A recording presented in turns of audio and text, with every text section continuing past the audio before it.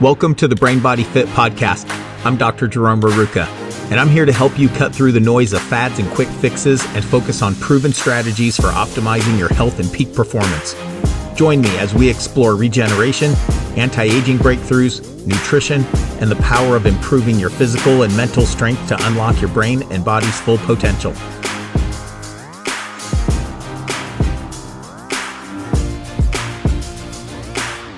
Thanks for tuning in to the Brain Body Fit podcast. I'm your host, Dr. Jerome Rerucha. Today, we got a very exciting guest. It's Dr. César Lara, MD. So he's a medical doctor, has extensive experience as a medical doctor, but he has taken a lot of holistic classes, a lot of experience, all the way to the point that he has gone through a high certification of shamanism. And with that, we're ultimately going to work into psilocybin and its impact on mental health.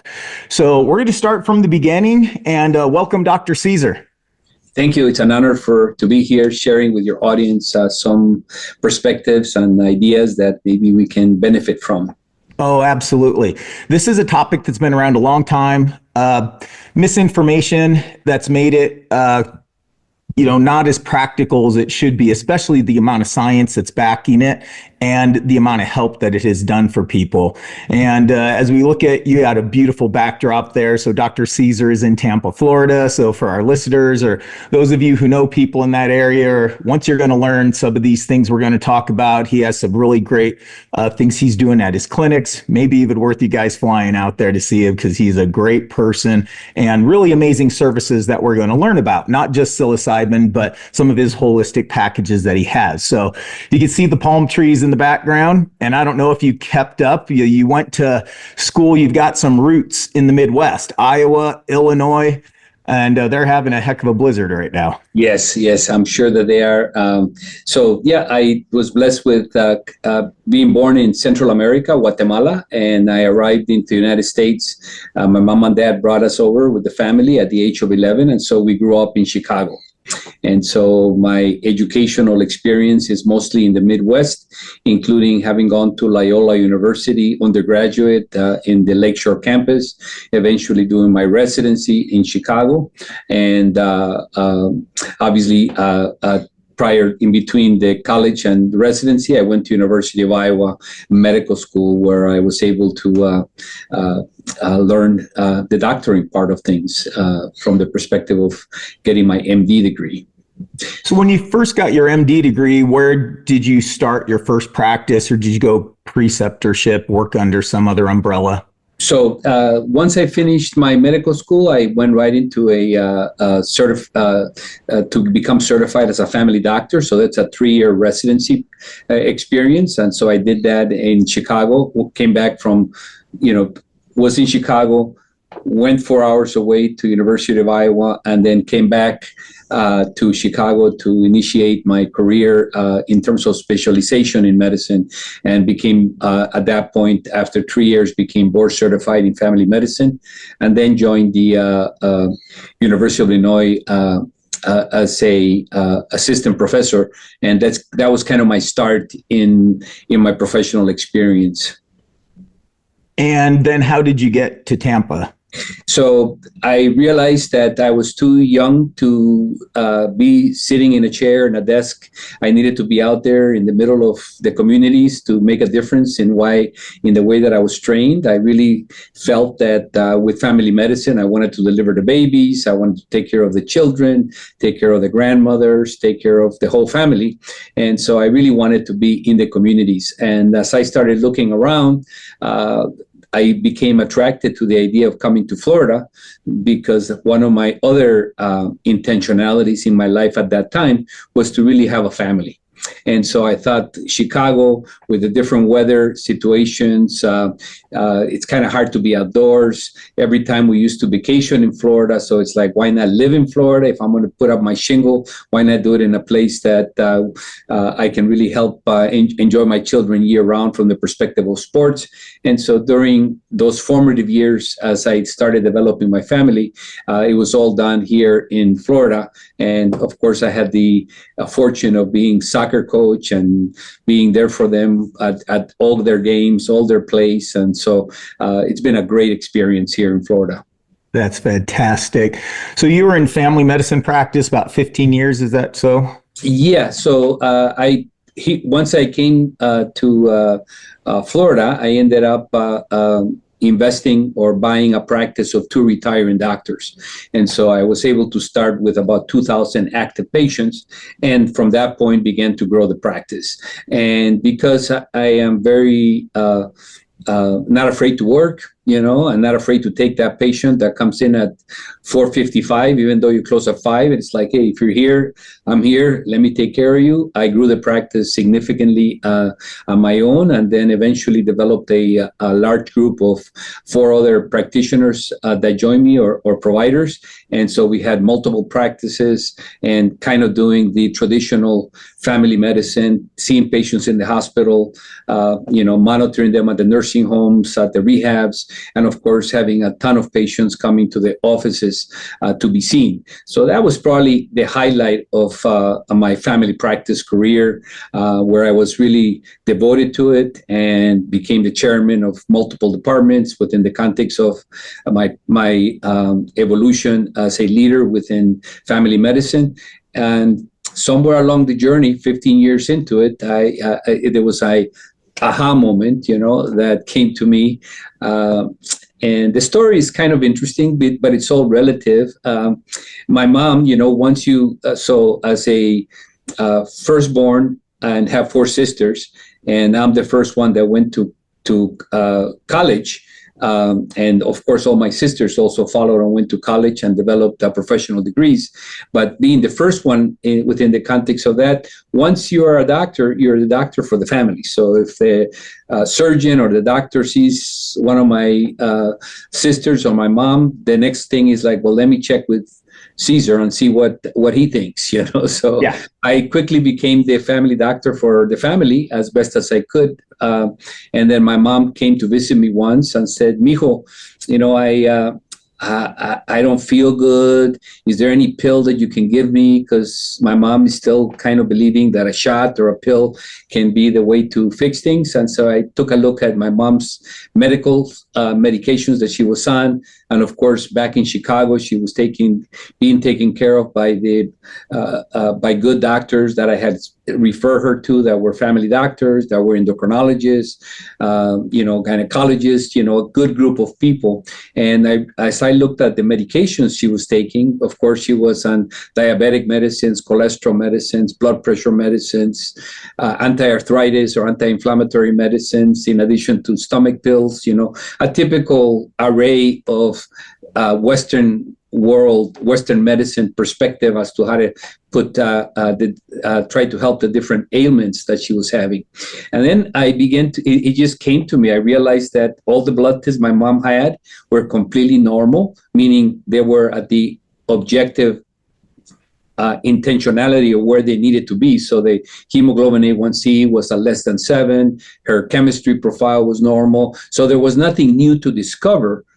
But then you have this pink elephant that's looking at you that says she's on multiple medications. She's got 50 pounds of excess weight because she's taking all these medicines that are actually helping her drop her sugar, but at the cost of increasing her insulin, right? And so all of a sudden it was like, my goodness, my mom is actually representative of what I would be doing to somebody like her, because this is the standard of care. And all my colleagues are doing exactly what I in somehow or another I'm doing.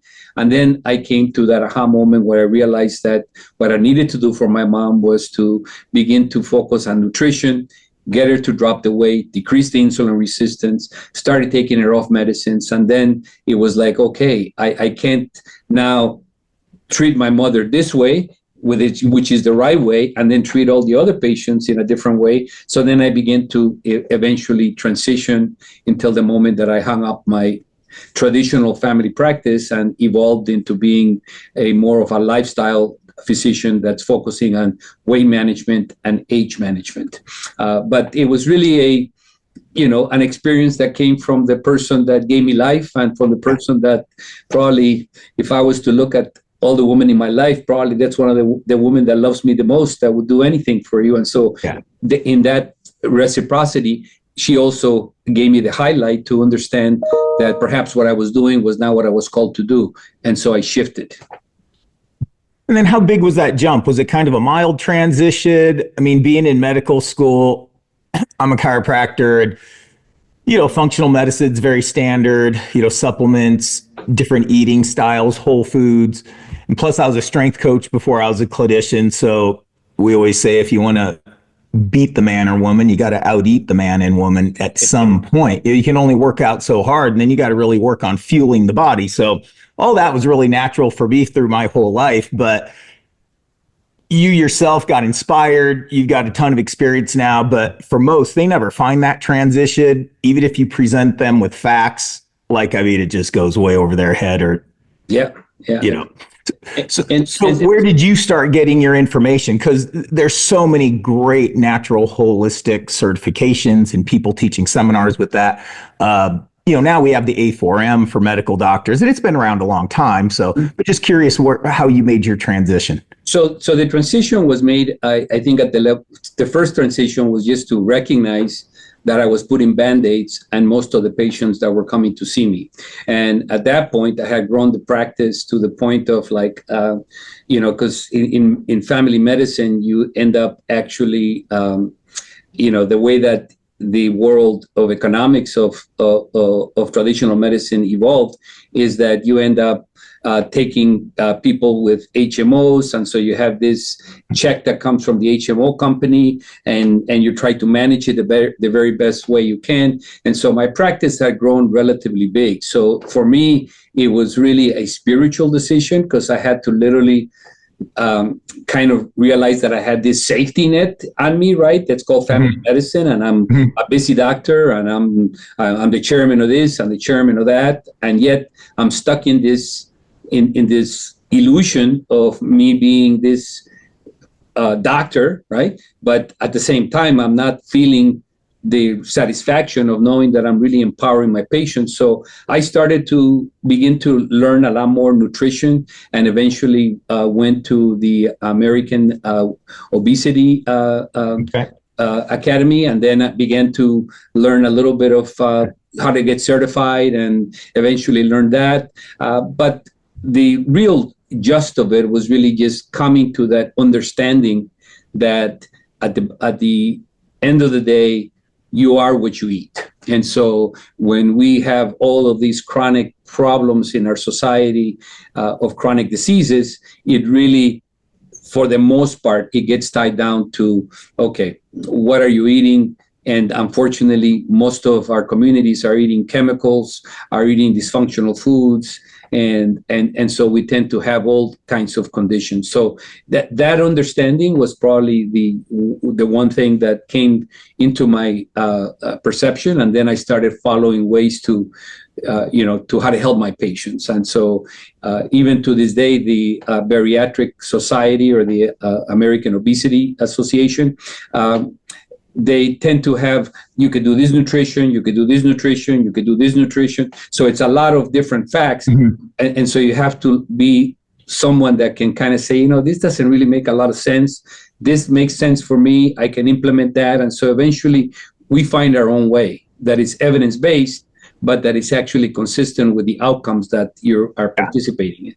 Well, your current practices are beautiful. Of course, we're going to be sharing your websites to people where they can see these. Even on some of our closing slides, we'll have your contact information and some of the slides off your website. So when you started your clinic, I'm going to assume you didn't start with the beautiful clinics and everything you're doing now. So I don't want to skip anything. But so now you've been to the Academy of Obesity, and then you were already starting your holistic practice at that time. So I started kind of almost like dividing, right? So these patients that I had who were diabetics, who were hypertensives, who had all kinds of chronic conditions, the large majority of them were also 30 to 50 to 60 pounds overweight or more. And so I started providing services for them that would actually help them get rid of that. At that point, the business of medicine was now one that covered those kinds of services. So I began to then have a private cash-paying practice in addition to having my traditional insurance-based practice. And then and then what happened is something like, it was hard for me to believe, because as soon as I was the first one that was doing weight management in this whole county of Pinellas County, in the Tampa Bay area. And so within 3 months of me beginning to help people, and suddenly a person releases 20 pounds or 30 pounds, and they see a friend and the friend wants to come. I literally at one point had about 15 people waiting in line to be able to come in for the visit. So it became very busy quickly. And then it was a time then to say, okay, no more to Humana, no more to Cigna, no more to, this insurance, because I'm going to focus on helping. And then there was a time where, I could still work family medicine with my nurse practitioners and focus on the development of my new a lifestyle practice. But then I always felt like I was speaking from both sides of my mouth. So in one side of my mouth, I'm giving somebody a statin because they're coming in for family medicine. And they're expecting a statin, and it's the standard of care to offer a statin, right? Or to go ahead and put them on an antidepressant. And then on the other side, I'm actually helping people get off the statins and heal their gut health so that they can begin to produce their own serotonin so they can have a better mental health. So all of a sudden, I found myself in this place where I needed to either go with one or the other. And of course, the one that I went to is the one that made sense to my heart and where I was being called to. Yeah, so that's your natural. Yeah. And would you even call it an integrative practice? I mean, obviously, you're still doing prescriptions, bioidenticals, and we're going to transition into that real quick. So, but with that, now that there's the MAHA movement being out there, natural health has always been a big deal, but again, very well misunderstood in traditional allopathic medicine. Yes. There's always been tens and tens of thousands of chiropractors with extensive nutritional information, naturopaths, acupuncturists, different nutritional credentials that are out there. And of course, then again, the strength and fitness industry is epic with how they help people, even though with working out, it still is very high level lifestyle medicine in many instances. But there is, over the last 20 years, 25 years ago, probably, when the bioidentical hormones started more so coming into practice, especially that's when I was in California. So they were way ahead over there. It was probably similar like that in Florida. I don't think you were in Florida yet at that time, but that has really just exploded. And you're still implementing food, and you're doing even a lot more than that. So we see these bioidentical hormones and IV clinics. Now you are doing that, but you are a great beacon for medical doctors who are wondering the same thing. They're trying to feel that transition, but they're really nowhere to go. There are more certified courses, but there's no substitute for experience. And it's one thing when somebody's on stage lecturing, or there's, people selling us, and those are great. Those are super necessary. But anybody that can see someone like you who's been through the transition, and then of course what you're doing, the success you're having, and it's not just the financial success, it's the personal fulfillment. Yes. Because you are really, really changing people's physiology and balancing it, not just breaking warning gauges with medication. So we probably don't need to talk about what you stair-stepped first in your practices, but whatever you want to talk about next. But do you want to jump into explaining like how you practice now? Now we're going to get to the mental health side of this before, but I think it would be valuable because probably a lot of those foundations, even before we get into the psilocybin and the mental health benefits and the research behind that, like you probably, I'm sure there's times in crisis cares, maybe you start there, but let's talk about that because you are doing a lot of functional lab testing and integrating that. So what type of patient, because there's consumers listening to this, there's medical doctors listening to this, there's a lot of natural healthcare practitioners listening to this. So bringing me to today, my philosophy has evolved significantly from the days where I was in the trenches in family medicine. The primary shift in perception comes from when I see someone for the first time Okay. And let's say that individual, just for the purposes of an example, is a male that is 50 pounds of excess weight, is 55 years of age, is taking blood pressure pills, has high cholesterol, has already evidence of a pre-diabetic or diabetic syndrome. So he's got the metabolic syndrome already in place. In my historical past, I was gifted with being a group clinician. And so I thought I was doing good by being able to bring attention to you have metabolic risk factors, and therefore you have a high risk for heart attack, you have a high risk for this, you have a high risk for that. So literally education, but education that ultimately is creating a fear-based experience that you're sharing with the patient, because at least I historically used to be able to utilize that kind of perspective discussion to motivate the patient to want to do something so they don't end up the way that I'm telling them that they might end up. So today, that shift has been very different. When I see that individual today that's 50 pounds of excess weight and having this metabolic syndrome, what I see is I see the healthiness in him. And when I approach it, I begin to approach it from how to make that patient healthy. And even though we may discuss the diabetes, we may discuss the blood pressure, our focus is to recognize and give that individual back the power to understand that he has choices. And the choices that he has, I'm here to support and help him, but I'm not here to fix him. I'm here to guide him. And so there's no pill that's going to fix you. There's not a supplement that's going to fix you. It's ultimately you're in the driver's seat. And so that shift in perception, that's really more consistent with the shamanic evolution that I've had, where instead of seeing the problems, you see the opportunities, right? Instead of seeing the darkness, you learn to recognize that within that darkness, you find the light. If you can extract the benefit, if you can extract the lesson, if you can extract the understanding, the compassion that comes with it. And so and that becomes important in the holistic approach, because I've come to appreciate this perspective that where your attention goes, that's what grows. And so if I'm putting attention in you being sick, then by definition, you believe, like if you come to me and I tell you, oh, you got this cancer and you got 6 months to live, a lot of people who believe that will die within 6 months. If somebody says, you know what, I ain't going to believe that I'm going to die in 6 months. I'm going to go ahead and fix myself. And you see what's called miracles, right? Miracles are literally things that are outside the expected the expectations in terms of the outcomes. But miracles is something that we as humans have the ability to co-create every single day.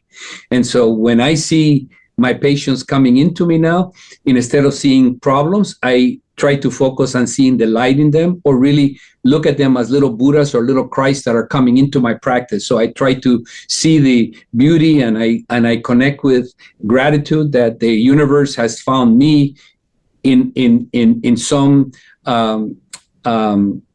energetic way to be attracting individuals that truly want to shift their life and create joy and create health and be able to be in harmony with this lifetime that they have. And so it's shifted drastically, I would say. This episode is brought to you by Life-Based Professional Healthy Eating Systems. We all know intuitively that the food we eat affects our shape, our health, and our performance. But every day we're inundated with new quick fix diets or gimmicks that claim magic promises and for most failed results. Nutrition really shouldn't be this confusing. Life-Based is the solution that promotes eating real food and optimizing your individual needs without fads, gimmicks, overhyped supplements, or fake prepackaged foods. Life-Based Solutions is a complete system helping anyone know what to eat, when to eat, and how much to eat. The Life-Based system offers medical-grade body composition, client education, and state-of-the-art data analytics to optimize your individual needs and achieve maximum outcomes, complete with live coaching from a credentialed professional with experience. Go to lifebasedsolutions.com to learn more and contact directly. Whether you are a client looking for coaching or you want to start your own life-based professional business, eat better, look better, and feel better. lifebasedsolutions.com.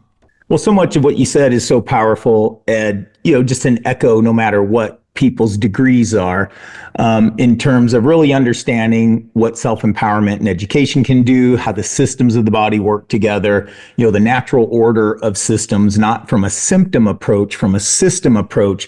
And one of the things that I want the audience to really jump out at, especially the consumers with this, as far as get to people sooner. There's already big red lights flashing when you take the standard, cholesterol, statins, diabetes. And there's so many people, because it's just the educational system of standard medical doctor. It's like, they'll be like, oh, I'm fine. I'm taking statins for that. My blood pressure is fine. It's like your biological clock is ticking a lot faster, and whether your doctor doesn't have the skills to do it, or they're just in that standard of care. If the person wants that, I think it's great, because me as a natural healthcare practitioner, I don't want the people in my clinic that's their go-to. But the people that say, I want to avoid this, or I want to reverse this, those are, my clients that I want. But again, there needs to be more of a transition, and there's getting to be more medical doctors. You're a great standard for what I would call the new generation of medical doctors, hopefully. And there's an awakening. I mean, there's less censorship going on out there. It is so fantastic when I go on to X and I see the different medical doctors that are dealing with really hard patients, but it's much more intelligent. They're bringing other sciences and validations and facts out there. And that's a great thing. And I look forward to when the medical doctors who are even integrating these types of things can even look at the chiropractors and naturopaths and acupuncturists who are highly trained in many of these things. And in some instances, when it's the right case scenario, to work together in those aspects. And that's going to be a huge benefit to the patients as well. But what you're doing already, I have no idea what integrated licenses you have there, but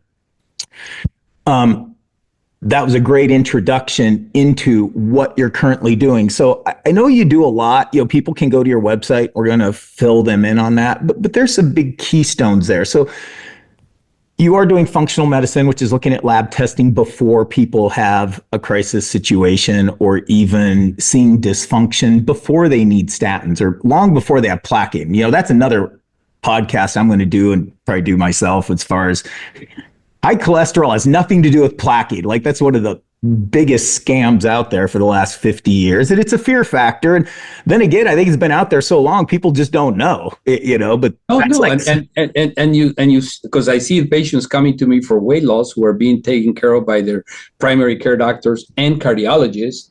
And then the cardiologist's perception is the lower the cholesterol, the better. And I'm like, do you know what your brain is made out of? And so God, there's this disconnect that maybe we'll even do that one together sometime too. But yeah, there's so many deep dives we can go through. So, but a little bit, as we're moving, let's talk about your current practice methods, because you do vitamin IVs, you do bioidentical hormones. Now that's just scratching the surface, but I just want to kind of set that stage. And of course, the technology of FDA cleared laser therapy to emulsify fat. So that's a wow subject that we're going to do a whole topic on, but this is perfect insight for you to touch base on that. And then as we get into the mental health of things as well. So jump into your practice, like if you were walking somebody around. Yep. So one of the primary areas that I'm really passionate about, and that I have been, as I brought attention to the experience of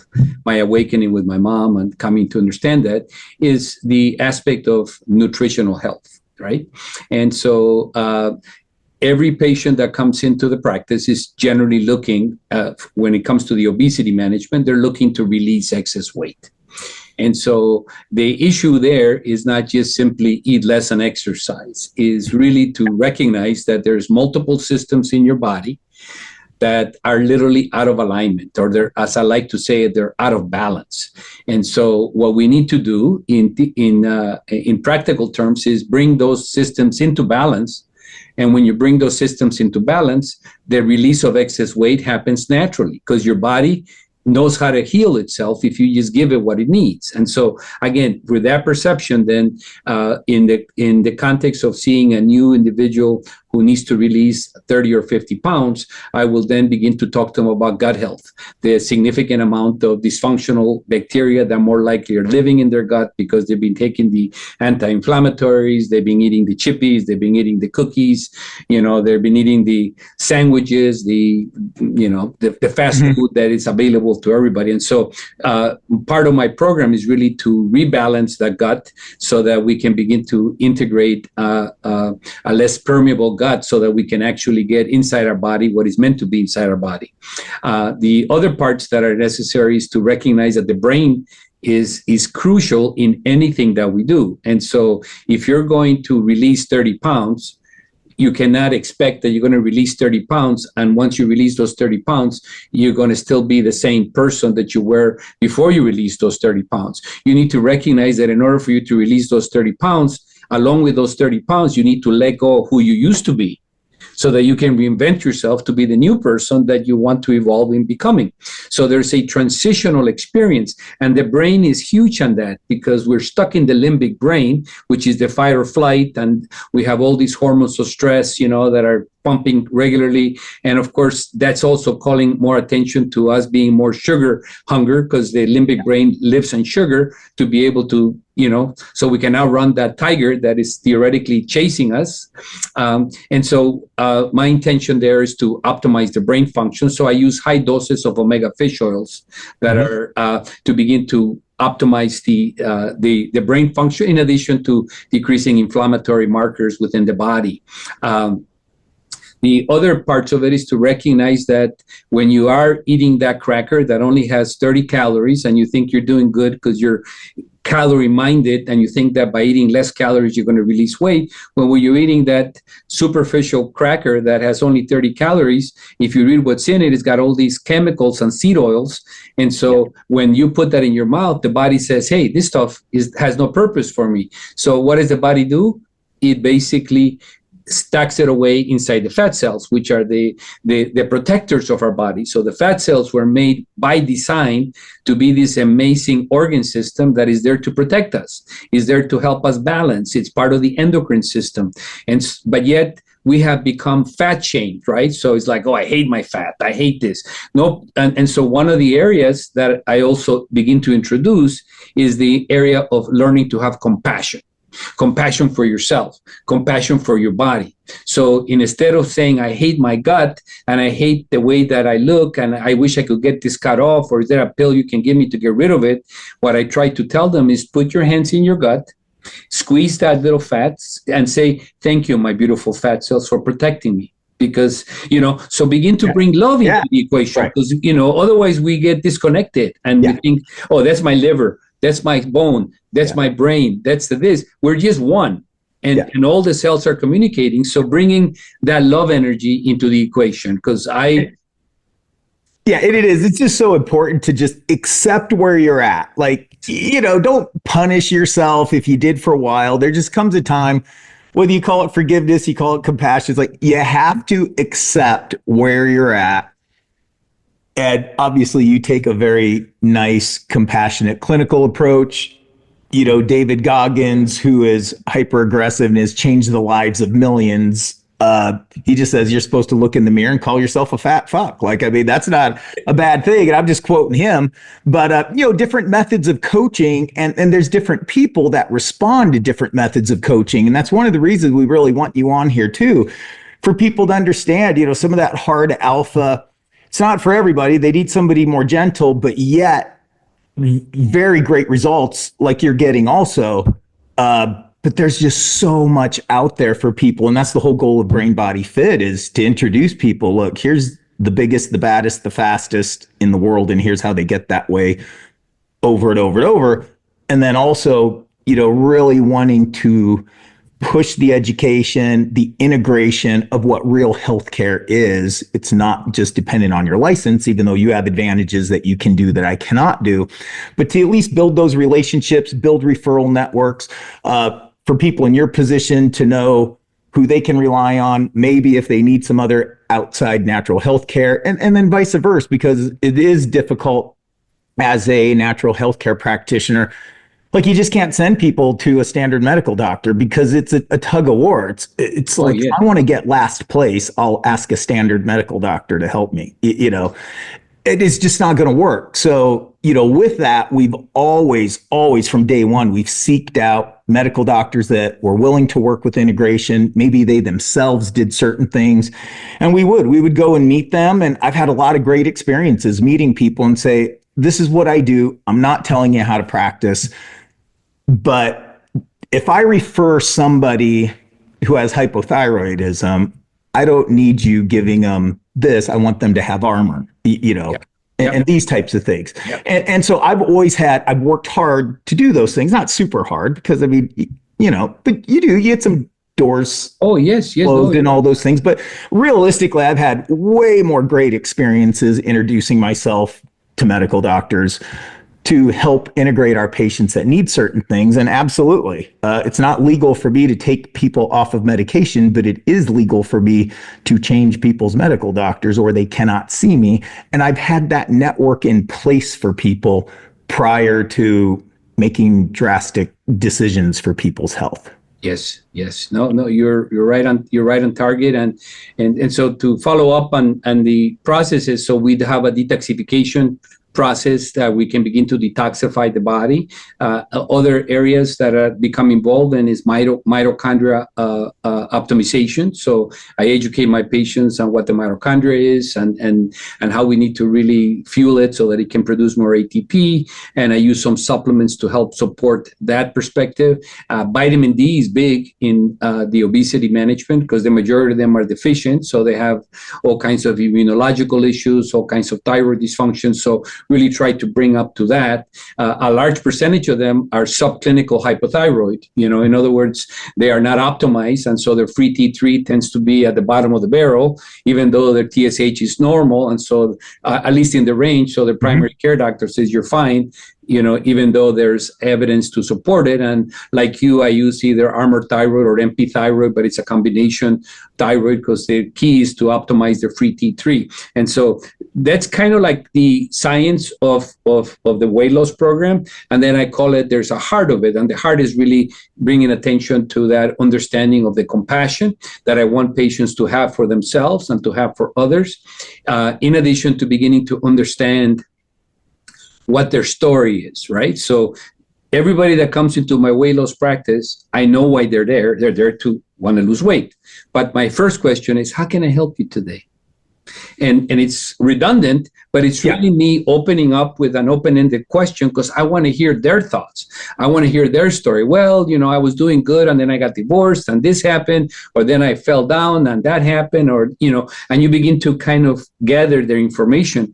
And then you can give them back that story and say, well, this is what I hear, but we need to change that story because within the context of that story, there's all these limiting thoughts, right? And so if you think you can, you're right. If you think you cannot, you're also right. So I need to empower my patients by beginning to introduce the idea that what you think you become, right? And so we begin to introduce that into that concept. And then eventually I have different processes where I create mantras for them so that we can begin to develop new belief systems so that we can download them into the subconscious. If we repeat them enough and they become conscious, then ultimately they become programs that we ourselves introduce into our becoming, right? Yeah. And so it's really kind of it's all of that. It's not just a weight loss program. It's really more of an empowerment program to realize that you're gifted and you're about to start shining if you choose to do that. Right. And I'm just going to integrate a little bit into what you just said. So the importance of vitamin D in the obesity community, but vitamin D is important for anybody and everybody. If you have no symptoms, you're the healthiest person in the world, you still want to get your vitamin D checked. It has so many different benefits. Vitamin D is not a vitamin, it's actually a hormone. And if you take vitamin D, you're not magically going to lose weight, but it is just so important to the entire system of the health, brain, body. The list is too long, and that's not the purpose of this, but just want people to know you got to get your vitamin D tested. Don't use the standard of care measures, which 30 is fine. And statistically in PubMed, there is a difference between, people that have a vitamin D of 30 and their disease symptomatology versus 20 versus 15. But we don't want to play in those worlds. Functional medicine does not play in those worlds. So functional medicine, the normal vitamin D starts at 55, and that's the low end. And we never want our patients in our clinic to be on the low end. It's like, look, we're not looking for magna cum laudes and Olympic gold athletes for every little old lady that walks into our practice. But it is, when we look at 55 to 100, there's research studies showing that 150 isn't going to hurt you. It may only benefit you. But right now there's so much literature from 55 to 100. It's minimum in our practice. You have to have a vitamin D of 65. Now, out of all the thousands of people, I've been doing this for 25 years, testing vitamin D since day one. I've had maybe 5 people that started above 50, maybe. Yeah. And this is lots of people in California and at least 100 people from Florida, even though I used to practice in California, but I just get patients from all over. So my point is, just because you're out in the sun a lot doesn't mean you're getting vitamin D. The other factor I want to just add is, you'll never convince me that this awesome pill of vitamin D, which is super important to get your blood values of vitamin D, has everything that the sun has to offer. And I just know for myself, I mean, I always monitor my vitamin D, but when I go outside and I just feel better in summertime and in the sun. And I'm a farm kid from Nebraska, so winters aren't but they're longer than we want them. And you know that from Chicago and Illinois. But when it comes time that you're farming and you're outside, you take your shirt off and you're in shorts, it's like, oh my gosh, like you just feel better. Your mood's better.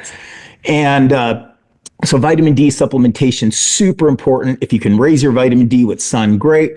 But understand, I don't think at all the pill is going to do everything the sun does. It, of course, you're teaching, get out, connect with nature. So that's not even a factor for you. But I agree with you. And in my practice, like you, my goal for my patients is to be between 80 and 100, So yeah, right, it's better. Yeah. And I'm dealing here with a lot of people that live in this sunny Florida. So a lot of them, like you said, you would think they would potentially have better, but like you, yeah. I maybe have found the ones that are normal are less than, between 30 and 40, maybe up to 50, but most of them are 35, 40. That's kind of the range. And then there's a large majority of them that are in the 25s or yes. So very suboptimal. And once again, that just stresses by the systems cannot run optimum. They can't even run good. I mean, there's just going to be things that are just being very debilitated by not having that vitamin D. And then it carries over to so much more than that. Another thing you mentioned of huge value, it's kind of a biblical plague of hypothyroidism. Like everybody has hypothyroidism, and I'm not saying some of that doesn't exist, but whether it's consumers or certain practitioners listening to this, there's not one person in the world that has hypothyroidism that the rest of the endocrine system is fine. There's not one. Just because you have hypothyroidism, you're going to have imbalances through testosterone, estrogens, growth hormone, cortisols, adrenal hormones. So again, we've done this for so long. We get so many diagnoses of. I call it the traffic cop, right? Of our body. So if it's monitoring all kinds of reactions, if you don't have enough, then no matter how good everything else is, it's going to get stuck.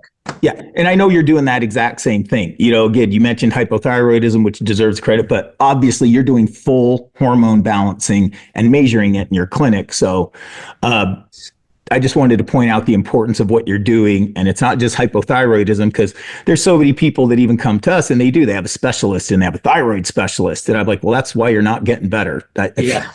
And most of them are on the levothyroxine, and that's the standard pharmaceutical drug that everybody and their grandmother. And I can't believe that endocrinologists still have not endorsed the T3 perspective. It's just very, very frustrating. Yeah. And you're also just dealing with the hormone system. Like I deal toes to nose, physical health, emotional health, nutritional health. And I don't get stuck just on the thyroid. I don't even get stuck, but being a lifter, you're a hormone expert. End of story. There's drug-free lifters. There's not. You learn a lot from people who are the biggest and strongest. And I'll never understand, like, how much can you golf? Like, why aren't you reading? Why aren't you meeting people like you? Like, why aren't you going out there? This stuff is everywhere, and it is mind-boggling. Like, what hole do you live in that you've never heard these things? Yeah. Yeah, I was going to just mention with the vitamin D for your audience that it's important that they take K2 with the vitamin D so that it can protect them against calcium deposits. So maybe you can share that a little bit. No, you did great. I mean, just mentioning it, there's so many great companies out there that vitamin D and K2 is combined. Now, do you do a K2 test? Obviously, vitamin D testing is very easy. And they combine K2 a lot, but I would think too, I would really. I haven't started doing the measuring of it. Okay. Yeah. Yeah. But I think that would definitely be. It becomes more costly, right? Because right. These are you want to hit the big basics. You just don't want to overdo people right away, because you're not just giving them supplements, and you have really great holistic programs. So, all right, that was a great introduction into the progress where we're going. I don't know where you want to go from here. So just to finalize that in terms of weight management. So one of the primary areas that I bring attention to in the discussions with our patients is the relationship that they have with food, right? And so it's easy to say that because we kind of, it's like one of those statements that a lot of people utilize. But what does it mean to have a good relationship with food? So what it means, and what I like my patients to understand, is that you need to know where the food comes from, Yes. You need to appreciate who made it, Yeah. So that when the plate is in front of you and you're about to eat this beautiful salad or this beautiful whatever, you need to take 30 seconds to just connect with the food and have a sense of gratefulness, So there's a sense of grace that needs to come into play there. In other words, you need to energetically activate the food. Yes. And if you don't recognize the value of where it comes from, and you don't understand the amount of relationships that went in congregate to create this experience that you're about to have, and you're just eating in front of the TV or eating in front of your computer and just kind of getting yourself filled up, you're missing the most important part of the food, which is this aspect that is connected to the planet, this aspect that is connected to a divine energy that can literally come to heal your body. So if you ask the food to heal your body, there's a relationship that you're creating there, right? Yeah. No different than drinking a glass of water, right? If you, in the last marathon that I did, every 2 miles, I would take a little bit of sip of water. And before I drank it, I would put it towards the sun, and I would say, bless this water with endurance, with my ability of my body to regenerate itself. And then I would drink it. Because, as you know, water holds so much information that whatever you tell it, it holds it, and then it gives it back to you, to every single cell. So there's so many little pearls that, but we're stuck on give me a pill. Yeah, and water is such a miracle of life. Like, we could deep dive into that, but how homeopathy and the imprinting and the science that has shown us the imprinting it'll change your life just looking at it. Like, I mean, and again, I wish, not knowing where all these conversations are going to go, I wish I would have been prepared to kind of show people. We could talk about that. I mean, you and I could just talk for days. Yes. And go all sorts of things. And with this, it's not a one and done. If you want to come back on the show, obviously. So like with the water, every time I give my pet water, because I fill his water every day, before I put it down there, I actually, intentionalize love or kind of connect with that water, so that then when he drinks it or, they begin to connect with that. So I'm very spiritual with the water, for sure. And if anybody thinks that's airy fairy, I get it. But once you see the scientific pictures of the imprint of just what you said, when you imprint the water with emotions, it'll blow your mind. Like, it will change your perception, and then understand we're 70% water, and it matters who you hang out with and what thoughts you put in your body, or outside thoughts, and those types of things. So, all right. So that's our focus on weight loss, which is really empowerment perspective. The age management is really looking at, as we become older and we suddenly begin to decrease our hormones, how do we optimize it? What does the science tell us? Of course, there's people that come in, testosterone that can give me cancer. That's what my doctor said. Right. Or, estrogen, I can't have any estrogen because of breast cancer. And then I try to educate my patients and say, look, these are natural hormones that are in your body to begin with. If you look at the statistics, the majority of males that tend to have prostate cancer are the ones that are already older. So if it's really related to testosterone, then we would have it when we were in our 30s, not when we're in our 70s. Yes. So the statistics show that the lower testosterone levels are associated with more aggressive prostate cancers, and the higher the testosterone, the less likelihood you're going to have a cancer. Having said that, the hormones feed every single cell in your body. So if one of them decides to turn against you because the air you're smelling, the water you're drinking, the food you're eating, or the emotions that you have not been able to transmute, then obviously, if there's a dysfunctional cell, that cell could potentially also eat from testosterone or from estrogen, but that doesn't mean that it was a cause and effect, And so I try to bring attention to my patients because they have been very much fear induced from the systems because they want to keep them. But that's okay. I won't give you estrogen because you could have breast cancer, but here's a statin. Well, the statin has a higher risk of developing breast cancer in a woman than the actual estrogen. So, but everything's twisted to the benefit of the pharmaceutical companies, unfortunately. Yeah. And like I said, that's why it's so great that there is more and more medical doctors. Again, most people just don't know that. And you got to get out and look. And to your point, when you spoke about food, I encourage everybody. It's like, you can look online. There's local farmers, not saying everybody's doing everything perfect, but it's better. And that's what we're looking for. There's so much talk out there. Oh, they're going to make red dye 40 illegal. And I sit there and I go, well, that's great. Because it is going to help people who aren't going to be very proactive. But I tell every one of my patients, there's not one freaking food that when they take the red dye 40 out that you should eat. Every food red dye 40 in is crap. And you should never eat it anyway. So yeah. It's so easy to be, I want to say it's so easy, but it is. I mean, people have been super healthy and way above average humans throughout all this chaos. And it's there. It's already there. But the great news is the consciousness is expanding. There are more people, even on this show here coming up soon. One of my friends, Dr. Frank King, he's a chiropractor, naturopath, and he's really big into ancestral animals. But so he's been raising bison for, I don't even know, he's 5th generation rancher, but also he's crazy successful practitioner. He owns King Bio Homeopathics. I mean, last time I was there, his homeopathic manufacturing facility is the size of a super Walmart. I mean, it's just massive. And then he added other buildings on the side. Frank is just such a special person. But as we were talking just the other day, because we do a lot of supervised healthy eating. And, people, it's all stair step. Hey, you can go to the store. If you buy organic, free range, it's better.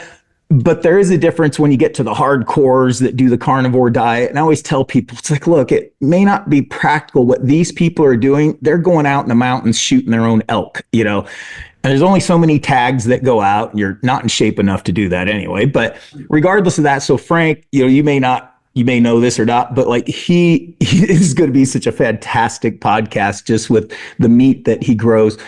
But did you know the bison has lived through 2 ice ages? The bison and the Watusi cow have lived through 2 ice ages. So, I mean, the spiritual strength of this animal, and we've never messed with the genetics of them. Now, even the Watusi beast, so bison is like the genetics from the ice age still exist strong as ever today. The Watusi cattle, he's really big into the genetics. I'm sure somebody may have crossbred and messed some things up, but his is pure as you can get. Camels are fascinating as well. We'll have him on here pretty soon. That sounds like a great conversation. Yeah, and it's so great. I already learned something. I mean, I didn't realize. Oh, absolutely. Yeah. Until you mentioned it, that it's been through 2 ice ages. That means the genetic predisposition is huge. So the benefits. Amazing. And Frank would, you can order it straight from him at the time, but so when he sells it in the store, they water it down generally. So when you get the more holistic grocery stores, and I live in Georgia, so he's in North Carolina, so there's a radius that large stores buy from him and this and that. And when you talk to the butcher, you're like, where do you get your bison? And they go, oh, we go gosh dang it, just blanked as I'm getting off track a little bit, but Carolina bison. Carolina. And I go, yeah, that's my friend that does that. But the Carolina bison in their case, it looks amazing, but it's not the Carolina bison that you order straight from Frank. I mean, it is amazing. I'm going to write that down. Thank you. We'll talk afterwards. I'll get you that information. And like I said, he's going to be on the podcast here next week. I think we're doing it with him too. So amazing human being. You two would hit it off amazingly with the different styles of practice that you have and the spirituality and the energy. And like I said, with homeopathy. So, getting back on track here, one more thing I'll say. So even the importance of food, people are like, well, isn't there something just in a package I could eat and do it? We do really specific supervised food plans. And just in the last year and a half, I make every single person has to grow a plant. And I'm like, look, I prefer you get organic seeds and you have to sprout the seed like a tomato plant. Let's do simple. It's almost impossible to kill a tomato plant, or you can get the hydroponics. It comes in a freaking kit. Like there's nothing simpler, but it's like you need a reality check because people are like, it took you decades for you to get this fat and out of shape. And it's like, I can change your life in a relatively short time, but there's laws to this. There's God's laws. There's laws of evolution. There's just laws of life in your body, and you don't know them. And in fact, you've been brainwashed against those. So I tell people we're going to grow a plant, and this plant is going to bear fruit in 4 to 6 months or whatever it is. And if you kill the plant, you owe me $1,000. And I'm not joking either. So I go, you have two choices. We can do tomatoes, and I don't even, or hydroponics. It doesn't get it easier than that. Like just get some little hydroponics thing. And then when they go, why is this taking so long? It's like, how's your plant doing? Well, it's barely popped up. Yeah, exactly. And people have learned a lot, and then a lot of people can get inspired where even if they live in cities, they literally start using small areas to grow their own organic vegetables on their decks and things like that. So I've really, it's a teaching thing I've developed to do with people. You're bringing them, and ultimately back to that relationship, which is I'll let them start with a hydroponics plant because I'm like, you need a reality check. I'm like, you destroyed yourself over decades. This did not happen. Yeah, and so then I go, what I really want you to do, and people are so lazy, I'll even carry seeds, but it's like, okay, here's some organic heirloom tomato seeds, and you need to figure this out. Now, this is going to be a little more complicated than a hydroponics plant, and preferably don't just stick this in the dirt. Let's sprout it. You sprout it in the house, you soak it in this, it starts sprouting. Then we can put it in soil and then watch it grow from a seed. You're going to learn so much. Your body is different, but it's not that different. It's going to take time. There's natural order. And the better you get at raising this food, like you may kill a few of them at first because you suck at taking care of yourself. Like you're an idiot. But once you do a couple, then it gets easy and you're like, oh my gosh, I can grow 100 plants and it takes me like 10 minutes a day. But at the beginning, that would be impossible. But it's like you've got nature on your side. These things grow when they're not in front of you. And I always teach people, you got to heal when you're not in front of me. And I have to teach you how to do that with lifestyle. And you can still have fun. This is never the nutritional church of hell, but it's like, this is a reality check. And if you don't require this, you are fired. Okay, you will be. I fire people all the time.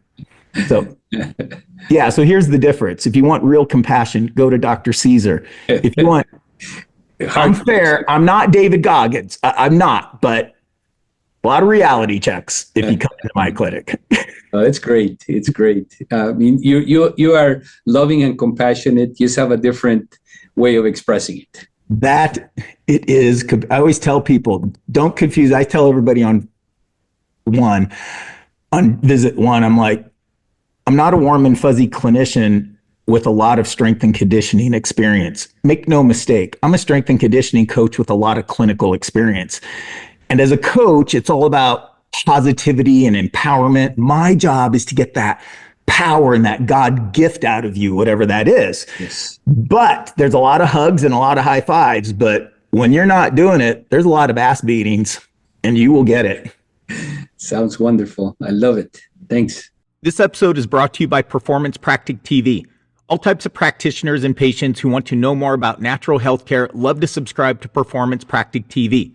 PPTV is a cost-effective, password-protected, online, extensive library of training videos for clinicians and staff, as well as general consumers looking for direction and solutions to help themselves that can be watched from anywhere on your favorite Wi-Fi device. Education and training include Dr. Jerome's 3D brain-body mapping exam and correction system. This involves identifying multidimensional asymmetries through a comprehensive approach. Once the imbalances are identified, extensive hours of various proven corrective methods are the focus, including the research, physiological mechanisms, along with hands-on instruction, including regenerative cold laser therapy, adjustments, soft tissue, when to use orthotics, pulsed electromagnetic frequency, whole body synchronous vibration, corrective clinical exercises for general consumers and competitors, as well as detailed nutrition and healthy eating to optimize your metabolism for healing or performance. Understanding the physiology and application of guaranteed healthy weight loss, muscle gain, and strength improvements for the look and quality of life outcomes you desire. In addition, there are numerous lab testing examples that apply to having more energy, hormone balance, immune enhancement, correcting digestion, brain health, understanding mechanisms and solutions to become pain-free, toes to nose, and discussing the limitless science and integrative protocols of anti-aging, including peptides, cell therapy, exosomes, and more.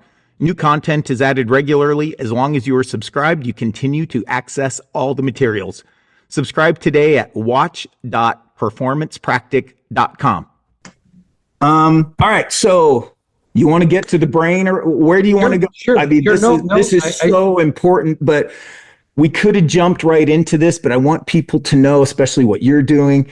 It's not just symptomatology, because they've got mental issues, whether it's concussion, depression, PTSD. This is so fascinating about where we're going to go. But I love the fact that you're not just doing this, because you would help a ton of people if you were just doing medical psilocybin, but you're not. You're really bringing this holistic approach, this foundation of health approach to when we do these, and however you manage it. I'm sure you got a system, and then there's always exceptions for certain. We're not going to get into that, but if you're ready to jump into the brain, sure. Take it away.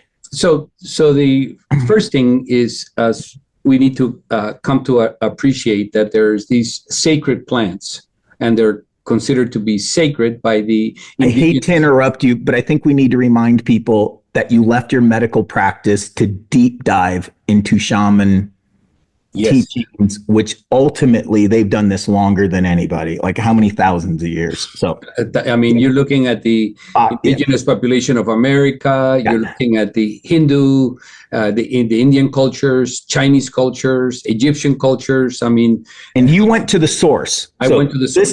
This is the point I want everybody to know as we're making this big transition, because this is a future that is going to be helping a ton of people. It's been around a long time. It's been suppressed, but we want the spotlight on you for that.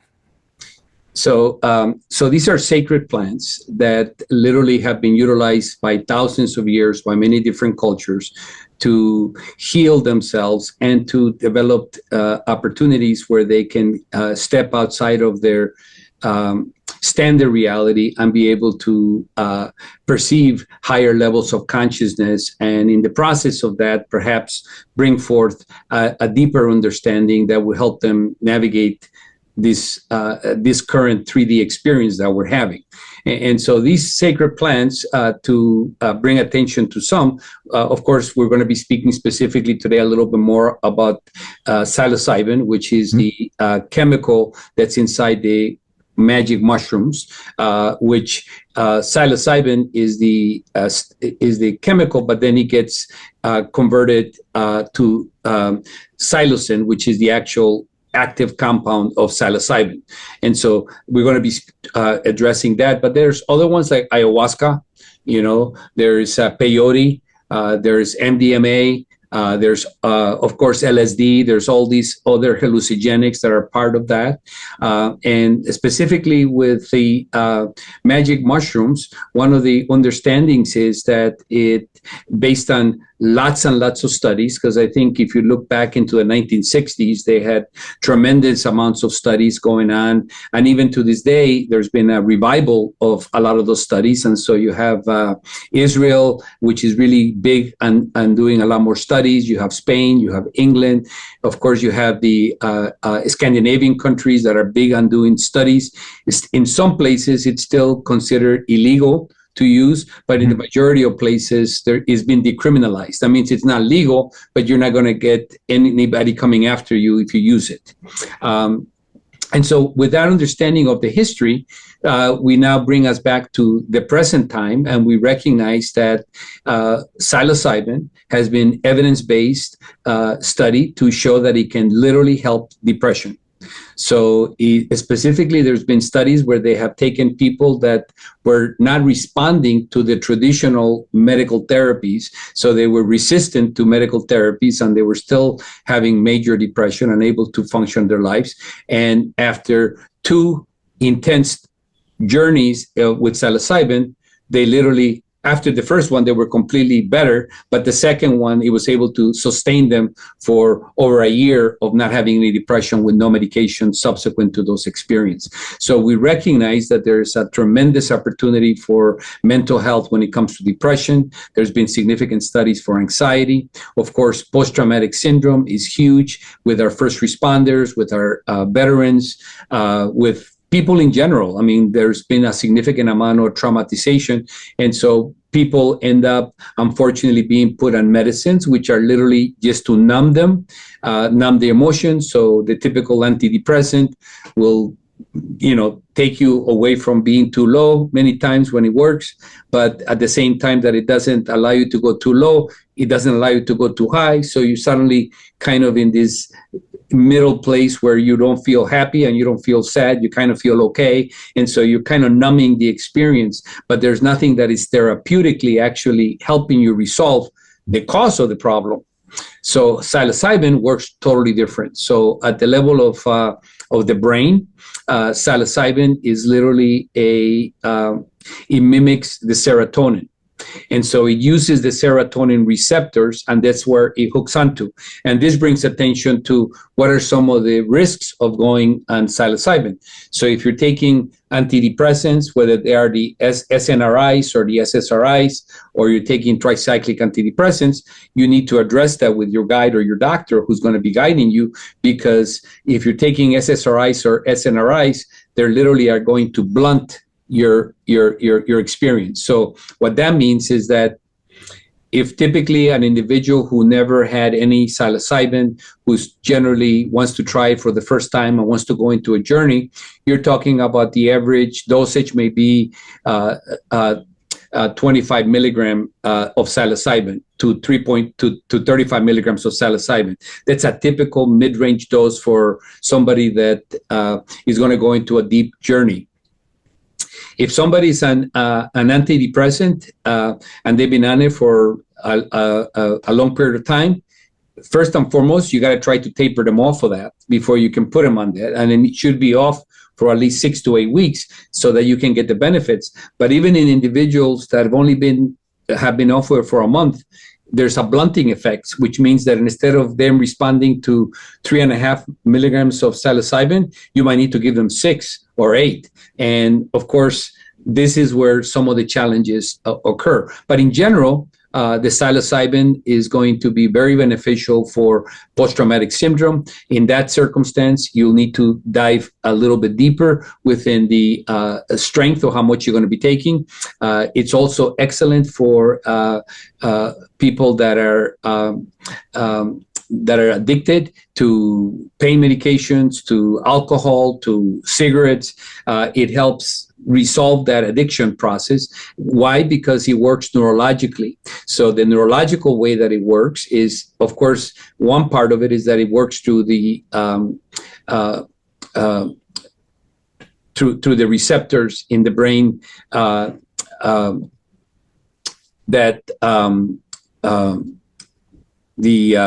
serotonin receptors of the brain. But then in addition to that, there's also a neuroplasticity that is happening at the same time. So what that means is that it's also improving the connectivity of your brain.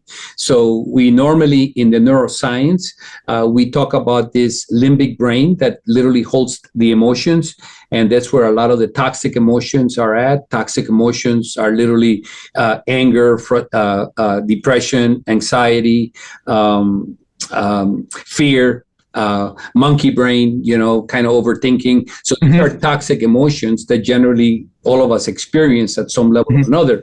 But in the limbic brain, when somebody has an addictive potential, it's stuck in what's called the default mode syndrome, which is a circular pattern of thought processing that basically is protecting your ego. And so you have these stories that you created for yourselves, and it basically keeps you in this loop. What the psilocybin does is, let's say you had a trauma, and every time you hear a helicopter, you're like, oh, right away, you react without even thinking, because basically the amygdala, which is part of this limbic brain, is the one that is responsible for creating those fear episodes. And after a while, you don't even have to have the picture; it just reacts. And so before you know it, you're on the floor, even though there was it was just the noise of a helicopter. And so this is the area where the psilocybin tends to have a significant impact, because instead of being stuck in this ruminating loop of recurrent thoughts, recurrent ideas of why did this happen to me? Why did this happen to me? I'm afraid that it's going to happen to me again. Or the other part of it is like, oh my God, I just drank. Now I feel horrible. I'm not going to do it again. Only to like 3 days later to begin to feel like, well, I feel like I need my fix, and I don't want to do it, but I want to do it. And so you get stuck in this rumination of thoughts. And the psilocybin allows you to step outside of that recurrent loop and connects you to other parts of the brain. So the MRIs have shown how when you're under psilocybin, the brain is communicating with itself in so many different ways that it's actually finding solutions to the problems that you were having. So even if you're having the recall of the experience of that was traumatic for you, the way that you're now intellectualizing it is from different perceptions of the brain instead of just within the context of that loop. And so that creates this expansive ability to be able to resolve and be able to extract the benefits of that trauma without the negative emotions that prevented you from being able to move beyond that. And so the psilocybin is truly working through the brain processing. It's helping us get, of course, the serotonin is the pathway. So that means that you're going to feel less anxiety. You're going to feel more clarity. You're going to feel more euphoric. So there's all kinds of experiences that are related to just the fact that it's affecting it's actually connecting to the serotonin pathways. But then the other part of it is really related to the communication with other parts of the brain that typically the brain was not communicating with. Then there's the neuroplasticity, which is developing new highways of thinking, new ways of solving the problem, and ultimately there's that feeling of connectivity with a sense of oneness. So the majority of individuals who go under a psilocybin will, if they never felt that, for the first time begin to feel that they're connected to this world. They're connected to other people. They're connected to something that is bigger than them. And so they begin to understand the relationships of a more harmonious experience. So it definitely works at the level of the brain. From the humble perspective of having studied it and having experienced it, because as part of the course that I took was not just the didactics part of things, was also the practical aspects of things, where we went away for 2 weeks and I actually went on their 2 major journeys. You really begin to, from a personal perspective, all of a sudden, everything opens up and you can perceive, and everything is intentional. So for me, I was interested in a mystical experience because as a shaman, I wanted to connect with who am I and what is my purpose, and, how can I show up, in this world in a more in a more awakened perspective, and that's exactly what I received. Other individuals were maybe having challenges with not having confidence, or having had significant trauma with previous relationships, or issues of abandonment when you were a child. And because of that, you're always overprotective, you're always trying to control things. And so the interesting thing is that the psilocybin, as a sacred mushroom, literally is going to give you in accordance with what you need. So whatever you're having might be totally different than what I'm experiencing, because for you is the relationship and the experience. And so from the perspective of what I've been used to doing, because as a doctor, even though, you know, I am now an evolved doctor, I'm still providing, here, take this and eat this, don't eat that, do this mantra. In other words, I'm guiding you to the different things that are going to hopefully have that internal change for you. But with the psilocybin, I just kind of monitor you, prepare you for the journey, monitor you during the journey, and then subsequently help you integrate subsequent to the journey. And during that journey, it's just a miracle of what I'm watching. So I'm just watching you laying in the floor in a nice, comfortable mat. You have some music in your ears with, that specifically music, like one of them is John Hopkins, which is a very popular evidence-based musical recording that lasts like 6 hours, is specific, following the different trends of the neurotransmitters and what's happening at the level of that to help optimize your experience. And so there's so much beauty to the understanding of that. But what's happening is, the mushroom, the grandmother mushroom, the sacred, is literally connecting with your essence and healing you. And now you got to integrate it to make the best of it, because otherwise you also have individuals that, I'm going to this retreat this weekend, I'm going to do ayahuasca. And next month, so-and-so's coming, I'm going to do this. So they get kind of stuck on, fix me. And this is a chill experience. They have to really integrate it to create that experience, because the idea is not for you to be doing mushroom journeys every month just for the hell of it. You need to have a purpose, and you have to have an intention, and you need to respect the mushroom. And so, especially coming from that medical background, taking that really good patient history, again, connecting to them, empowering that person, where do they feel stuck? And then as you dig different layers, and then there's that putting that focus and intention to the client. And then you're a guide that you can even guide them through the process, and I'm sure get out of the way, when they get to a certain point. But it is supervised, what we're talking about when we're doing. When you're doing a major journey, more therapeutic, hallucinogenic dosages. And you did a phenomenal job, really laying the groundwork of how much research has been on this, how long this has been around. This is very substantiated.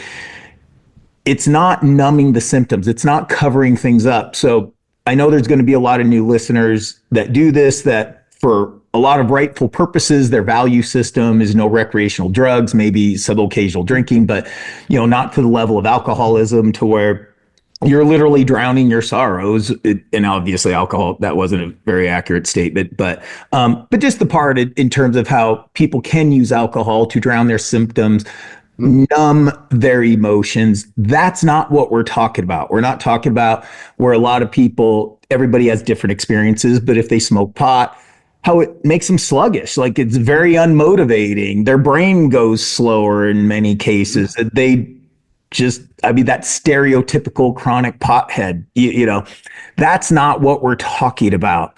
And literally, it's not numbing the symptoms. It's literally rewiring the brain. The brain and body have so many rhythms.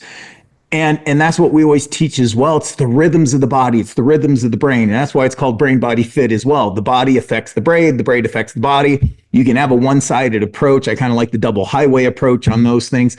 But it's the rhythms of the body. So even you said using music, like, music is so mathematically precise, especially when we get into more of the auric healing, but just classical music. The mathematics of music is over the top precise and beautiful.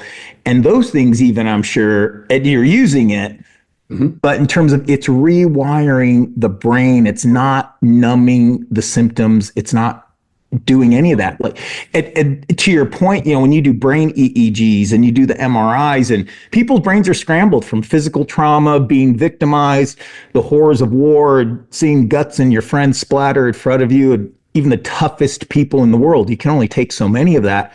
And the stories you hear those people of how much therapy, especially when we start getting into soldiers and people who are not weak people, they work out, they eat great, but they are in a bad place. And it's just how their brains got miswired. And it is so amazing to hear how many success stories that you hear with those people that were, there's still way too many suicides in our soldiers, but I love the fact that RFK Jr. has made reference to this. There's still a stereotype, I think you would agree too, with this, that is definitely not in the positive light that it should be held in, and it's not being used near enough to really help people, not further mask things. So I don't know if you want to expand on that. I mean, you did such a great job explaining it. So just bringing attention to, the laws that the U.S. government has for psilocybin. So it's considered a state a classification 1 in terms of controlled substances. A classification 1 means that there's no evidence to support any real medical use, and that it is an addictive and harmful drug. And so you have the is not true. And it's not true. Right. It's totally not true. Yeah. Because when you look at it, the psilocybin, they've actually have given people excessive amounts of psilocybin. No one has died from it. Now there are some risk factors with psilocybin. So if you have a bad trip because you were using other substances, or because you weren't prepared for it, or you took too much, or you were basically, took it at a party and you thought, hey, there's some cool music here, I'm going to go ahead and do, and then you realize that, so it has to be in a controlled environment where the two things we talk about in terms of optimizing your journey is set and setting. And the setting implies where you're going to have it. So if you're going to have it in a house and there's ambulances going by, every so often, or there's a dog barking, that's going to affect your ability, because you're going to perceive things. It's going to trigger different experiences. So we need to try to set you in a place that is safe, that has an outdoors ideally, so that we can walk outside. Because once you go on to that journey, there's things that are going to pop up. And while you could be having a smile for 6 hours in your face, you could also be crying. You could also be yelling. You could also, especially in a post-traumatic individual who has seen 100 people die and still lives with a memory of that individual is going to reawaken to that. And the difference is that under the psilocybin, the brain now is doing its magic to rewire everything. So you begin to interpret that experience different than the way that you've experienced it, which has been, for the most part, to try to drown it because you don't want to experience it anymore. And so you keep taking pills to literally numb you. Yeah. Yeah. And I know I've mentioned to you, like doing neuro-emotional technique. And there's going to be parallels, even though that's very different to what we're talking about. But when we talk about the science of what's behind this, and Candace Pert won a Nobel Prize probably around 2000, don't know the exact date, but she discovered the neuropeptide. And that's that physiological patterning that supersedes the emotion, whether it's negative or positive. Now, most of the time we're going to relate it because you're stuck in this negative emotion where you're having a physiological response to a subconscious pattern. That emotions are normal. We should cry, we should feel anger, we should do this. But when it gets stuck, this takes us into the limbic system. But the whole brain works together. It's not just one simple little area of the brain, of course. But there's so much science and research that we can connect the dot to this. And it is so fascinating we have a number of key clinicians in common is how we met through Urconia as well. We'll kind of dovetail that into this. But with that, the brain mapping that's being done, and then, Candace Pert, I've never met her, I've never talked with her, but know the reading the research and how that integrates into this. There is just so much solidified research of the physiology, what we do know about tissue memory, the subconscious mind, how it does have physiological responses, and it creates negative feedback loops, whether you call them neuroemotional complexes, engrams, those types of things. But again, you have this miswiring of the brain ultimately.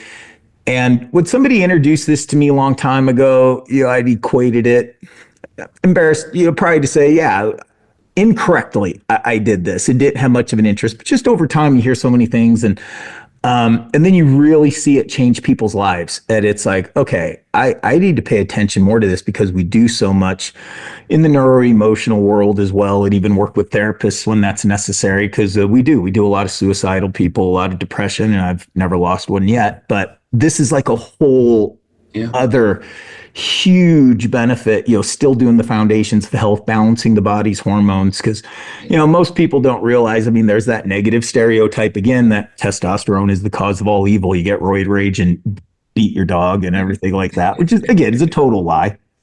But on the flip side, most people don't know. And I always tell people, where are the number one? So whether you believe in God or you don't care. Whether you believe in evolution or you don't care. We're going to get to the same spot. Whether you believe in God or you believe in evolution, where are the highest concentration of testosterone receptors in the body? And that would be the brain.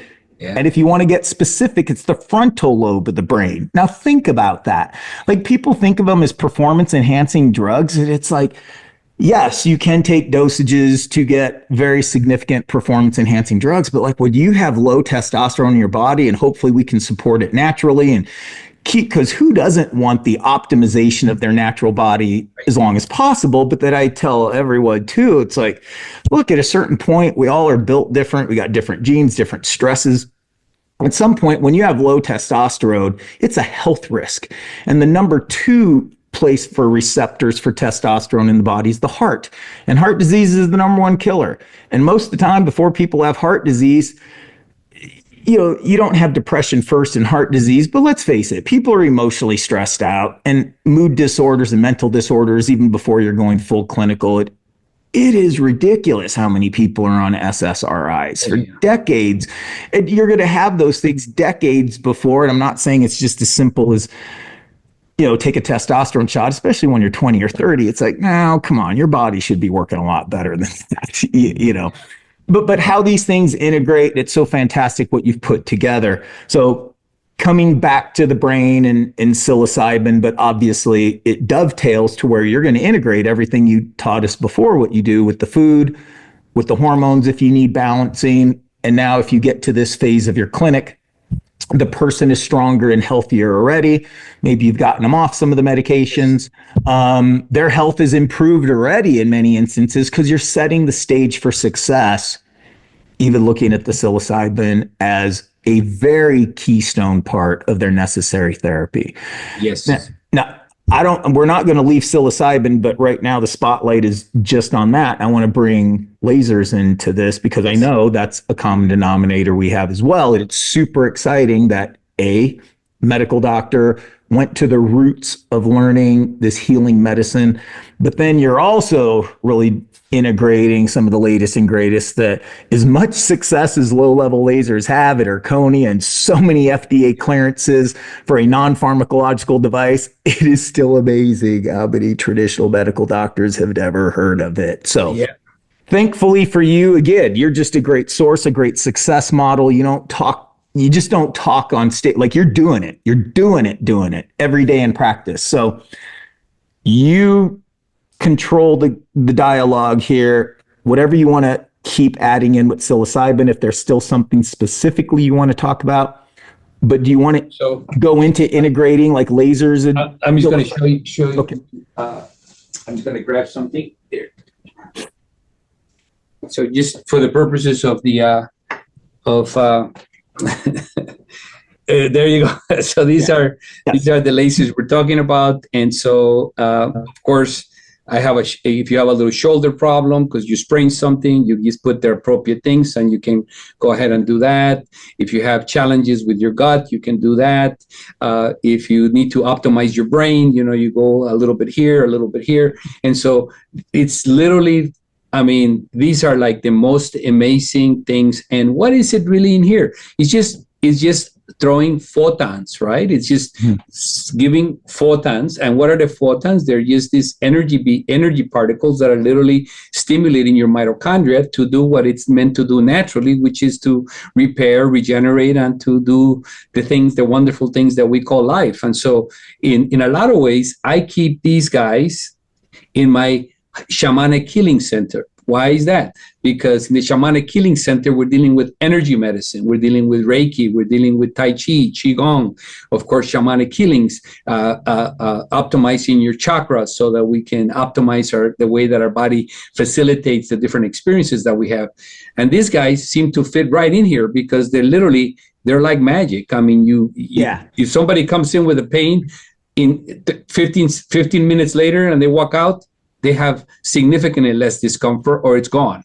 Yeah, and specifically what we're talking about, there's a lot of light therapy out there. I'm going to do a separate podcast, describing the difference between light therapy, infrareds, and true lasers. So Dr. César and I were talking about true lasers, very specifically Erchonia lasers. That's ERCHONIA. And these are true level 1 FDA cleared in numerous studies. So these sound kind of like a panacea.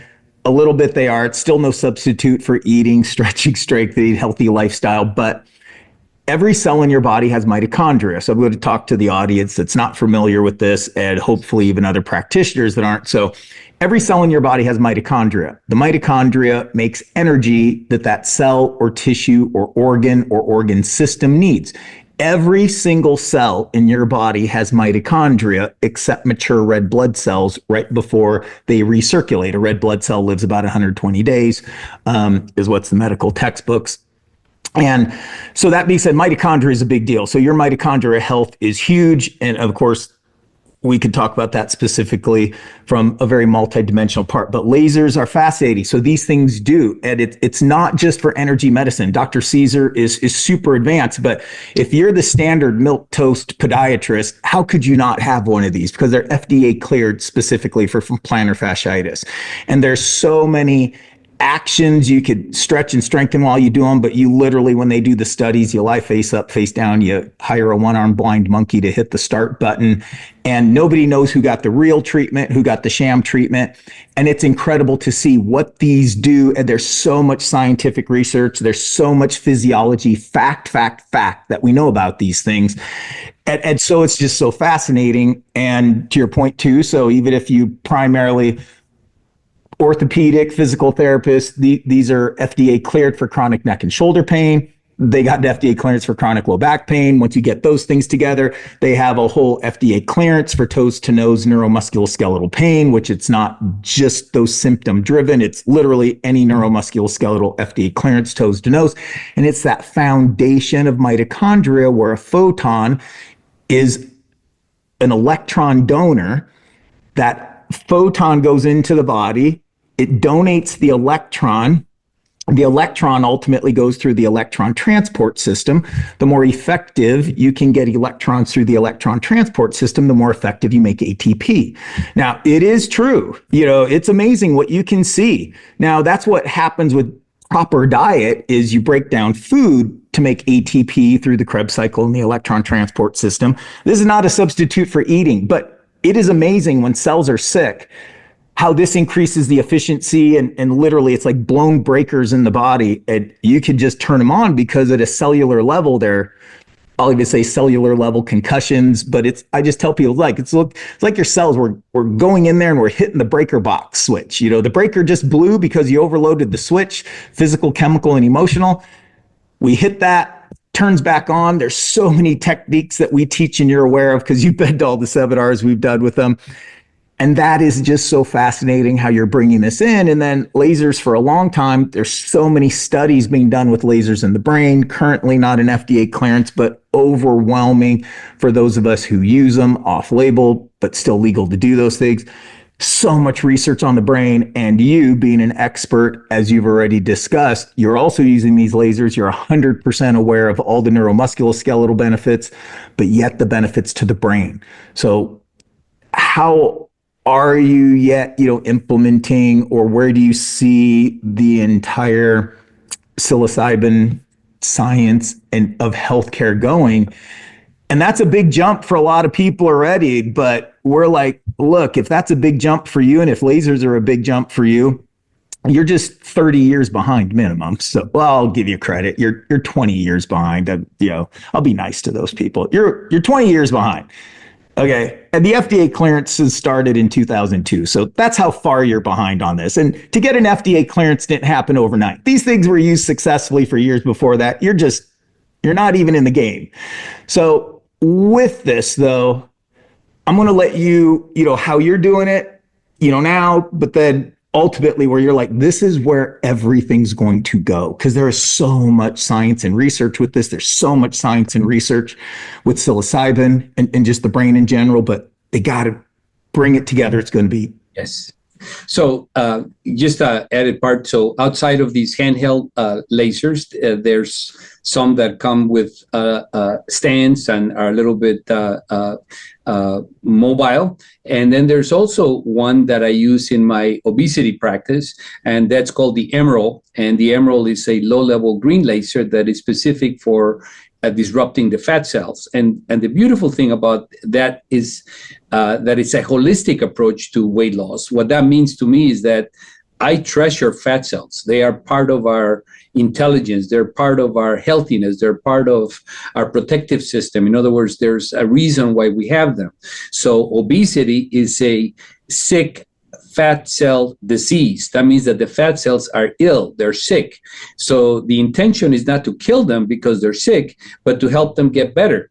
And so one of the ways that the Emerald laser works, when I see my patients, there it is. You have a beautiful picture of one there. I'm pretty digitally challenged, so I didn't know if you could see that. So. Yeah, I could see that. That's great. So that's the Emerald laser. And the Emerald laser literally in a 30-minute treatment, a person will be able to put that light in let's say in the abdominal area, because that's where a lot of people have excess weight. And no matter where the fat is at, as the light hits it, it will make microscopic little pores that will then allow that fat cell or adipocyte to release all the contents. And then those microscopic holes that were the pathway to release all that, in approximately 4 days, the cell itself will repair itself. And now you have an intact adipocyte that is now healthy because it's devoid of all the dysfunctional stuff that it had in it. And so it's literally a game changer for weight loss because it allows us to decrease volume. If somebody's trying to change their lifestyle and doing the nutritional and doing the supplements when they actually use the laser with it, it's literally having a significant improvement in the outcomes because you're really seeing the volume shrink in the areas where the fat seems to be the most bothersome for each individual. So this has been a game changer for my practice because in addition to helping my patients change from the inside out, this actually helps facilitate outcomes a lot faster. So I'm a big proponent of this. So thank you for bringing. Did you ever get to meet Dr. Rodrigo, the plastic surgeon? No, I never did. So I remember, I've been around so long with Erconia. And so Dr. Rodrigo, he's a plastic surgeon in South America. He's such an amazing human being. He's like you. And he is such a pleasure to meet. And I always called him, he's a chiropractor stuck in a plastic surgeon's body. And he is so enthusiastic about what he does. Like he just wants people to have the greatest experience. And he's just amazing. So what he was doing with his own money, he was just so fascinated with Erconia lasers. And so he took a tremendous amount of his own money, ridiculously successful practices, incredibly skilled surgeon. For orthopedics as well as cosmetics. And, if you fly through a windshield, he'll put you back together. He's just amazing. So anyway, he was using the lasers because they were so pain-based, of course. And, so he was using them all over the place. He was doing them, of course, post-surgery first. That made the most sense. And such obvious benefits to post-surgical healing.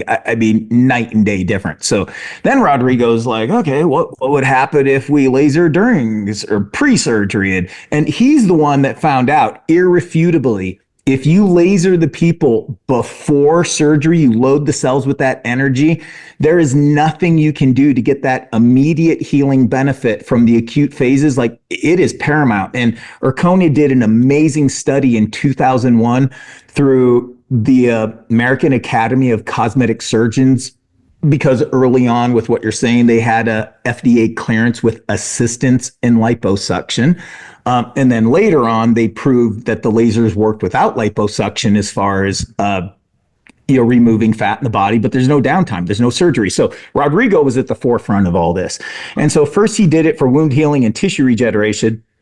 I remember one day I just happened to be at Urconia when this was happening, and Rodrigo's from Colombia, and I mean, he speaks really fast, and you can understand, but when he gets super excited, it's like, whoa, like, holy cow, man. And he's like, the fat melts, and he's just going on about the fat is melting, it's the most amazing thing I've ever seen. And all the owners of Urconia, Steve Shakes, and we're like, Rodrigo, what the hell are you talking about? And he's trying to explain to us, I'm doing surgery and we get all these wound healing benefits. And, the company was super excited, aware of all those things. But then Rodrigo started doing it. Like I said, he did multiple surgeries, but he started doing it while he was doing liposuction, just for reduction of pain and improved outcomes with wound healing and tissue regeneration, decreased scarring, all those things. That he's like, the fat's just melting right in front of my eyes. And he's asking us, how does it do that? And we're like, Rodrigo, we have no idea what you're talking about. So that set this. Wow. When we hung up the phone, we're sitting there and Steve's like, all right, this has to be something pretty amazing. What are we going to do with this? And lo and behold, oh my gosh, the journey just that section of Urconia has taken. And just so fascinating. Yes.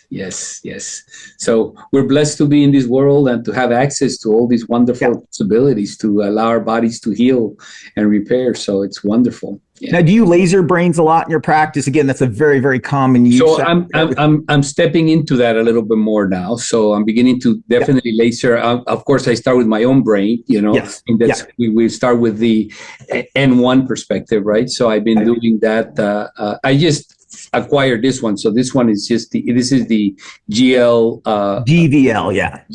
yeah. Which, for people watching, that just stands for green violet laser. So that one has one green laser beam, one violet laser beam, a couple different combinations. Like this one has 2 red laser beams. This one has a red laser beam and a violet laser beam. And I'll be doing a podcast on the specifics of those later. And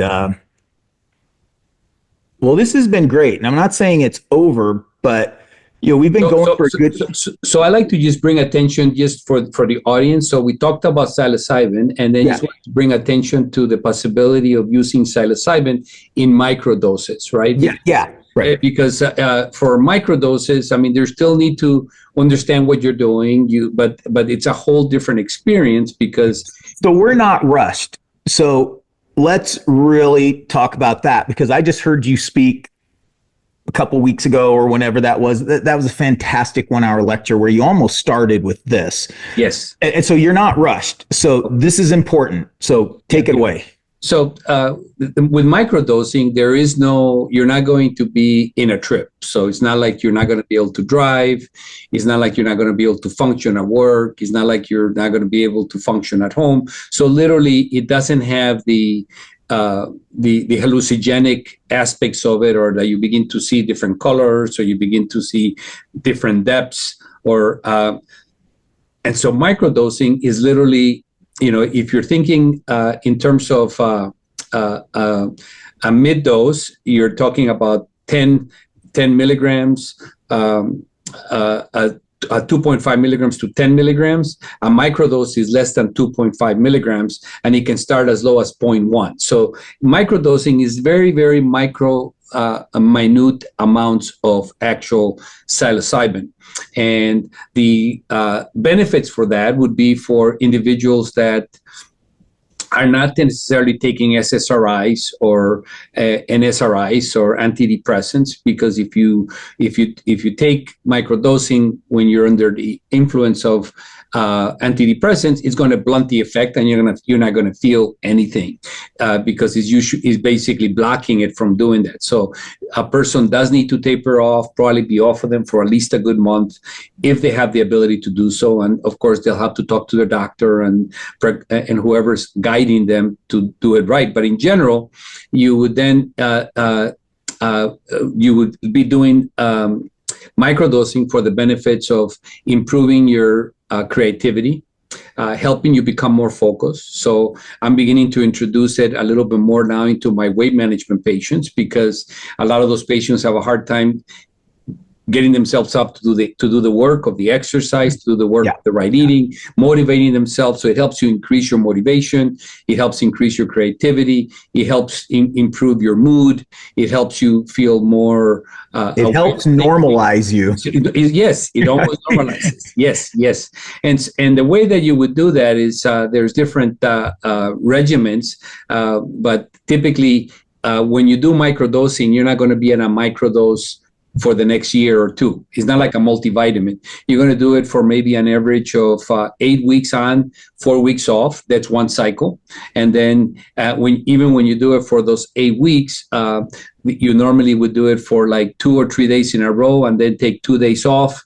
And then there's different protocols depending on the individual, depending on their medical history, depending on what their intentions are, depending on their age. But it's a very popular thing nowadays to actually do microdosing. And normally it's, again, people will be doing it as they continue to do their daily activities, but they will be doing it having a journal where they have the intentions of what they want, where they're actually doing the work of trying to say, hey, how did I feel today? I felt X, Y, and Z. Oh, this person came by and normally I would have been triggered this way and done this, but today I was able to stay back and not do that. So, wow, this is wonderful. So you need to acknowledge what's happening for you to actually activate it more deeply within the context of how you're going to be subsequent to the microdose protocol. So I just wanted to bring attention that microdosing is real. The closest person that I've helped with the microdosing are 2 people. So my mom, 84 years of age, and she's getting to the point where she's got to eat this, she's got to eat that. She feels tired. She feels, my dad passed away about 1.5 years ago, and so she's kind of feeling, like she's getting old, and pretty soon she's going to pass, that kind of a doomness type of a perception, because she's not able to do things on her own like she used to. So there's this process of coming to that understanding. I put her in a microdose protocol. Suddenly she's laughing. She's being more creative. She's not focusing on the pain anymore. She's focusing on what she ate, what she's going to eat for lunch. And so it begins to change the brain. And it begins to, and of course, I'm also interested in her not becoming forgetful. And so psilocybin helps optimize your brain function. And so I've had my mom on the microdose protocol. She did 8 weeks on, she took 4 weeks off, and now she's on her second cycle. And I'll probably, after those 2 cycles, will probably stop for a while unless I see some other reason to continue. But that's the beauty of it. It's not something you need to take for the rest of your life, like a vitamin type of a supplement. It's something that you literally take it, do the work, and then you heal. And the other close person that I had on a microdose was one of my best friends, who was very stressed and got to the point where he was actually drinking a fifth of whiskey a day. And so, of course, I wanted him to stop drinking, because it was no longer a recreational activity. It was no longer a recreational activity. This was an addiction. And so he went on a microdose protocol, and within a week, he was able to get off the alcohol and be able to focus and be able to see why he was drinking, which, one of the biggest things is, like, it's easy for me to tell you stop drinking, and maybe you could do it for a week. But if you don't know why you were drinking to begin with, then you're never going to resolve that problem, and it's just going to come back to haunt you. So psilocybin has helped him definitely come to grips with some of the challenges emotionally that he was having, which now he has found ways to address them differently. And so now he's become again, a healthy individual and no longer having to drink a fifth of whiskey. So there's a lot of good success stories out there with microdosing. So for your Absolutely. Now you did a great job. You mentioned it a couple times. You know, it's very common. People do 8 weeks on, 4 weeks off. I can just visualize. Some people are driving and listening to this. Some people are, viewing this. So they see some of the visual aids. Now, you also said within the week, you're not just taking it every day. So I know for a fact there's people going, what did he say? I know there's variations, but if you could just do a standard generality, 8 weeks on, 4 weeks off, but the 8 weeks on, it's not like you're taking it every day. You do 2 or 3 days together, and then you take 2 days off. So it could be a 3 and 2, 3 days on, 2 days off. If it's an older person, you might start with 1 day on, 2 days off, just to see how they feel, But the standard one that I've been using successfully, it's been 2 or 3 days on and then take 2 days off. And the reason why you need to tie days off with it is because it quickly can develop tolerance. And so that means that the little bit that you're taking is no longer going to be effective. So by taking those 2 or 3 days off in between those 2 or 3 days that you took it on, then it allows your body to resettle. And what you'll find too is, because in the people that are following, writing their journals, in the days that they don't take it, they're still having the positive effects of it. So it's not something that, like any other drug, if you were to smoke some pot, you will have the effects on that day, but then the next day, they're not really there anymore. With psilocybin, it's actually affecting your brain. So the benefits are going to be sustainable even when you're not taking it in those days off, because it's actually shifting the brain patterns. With some of the psilocybin, it can be common to take herbs like lion's mane with it. And there's a whole other, and sometimes people fall in this category, more is better. And I mean, there's some great amino acid complexes out there that are specific to affect neurotransmitters. There's a wide variety of herbs. Of course, we always want to be more specific. I'm not putting you on the spot for silver bullet protocols, but when you're cycling the psilocybin, even on the 8 week on, and within that, there's days on, days off. Let's say you're talking to clinicians, you're not giving advice to patients in doing this, but, people are like, okay, this is kind of interesting. This guy really knows what he's talking about. What would you tell people about some of the complementary, other even natural remedies that are out there, like the different herbs, like the amino acid complexes, like things that aren't even taught in shamanism, but. So the one that I like to use a lot is the one that you mentioned, which is utilizing the psilocybin with lion's mane and with niacin. Niacin is B3, and that combination is called Stamens stack. And Stamens is this mycologist that is very popular, very famous. I don't know if you ever see him on some videos, and he's done movies on psilocybin and everything. But it basically, with that intentionality, is you will continue to take the lion's mane and the B3 or niacin. You'll continue to take that even in your days off. Okay. All right. Yeah. Hey, now, are you complete with microdosing? Yes. That's a great intro. Fantastic. It's just giving a little bit of taste of perception. Yeah. Somebody wants more information. There's a lot of things on the and informational areas now, and of course they can also reach out to me. Yeah. So of course there's different. So the mid-level dosing, what's that referred to in the? So you have the microdosing. And that's basically less than 2.5 milligrams of psilocybin. From 2.5 to 10 is literally considered a mid-dosing. And then everything above 10, usually 10 to 5 grams, would be considered a major dose or a therapeutic dose or a mystical dose. And so the mid-dosing, when you're doing somebody with mid-dosing, that really opens up the possibilities for doing psychological support therapy. So you can bring a psychologist that is that understands and has studied people under the psilocybin experience, because when you're in the mid dose, you're able to still think and have conversations and be able to have an experience, but you're still not able to necessarily go home and drive. But it's a mid dose, so you're not completely like in another world, where you're seeing your great grandfather that passed, 10 years ago or something.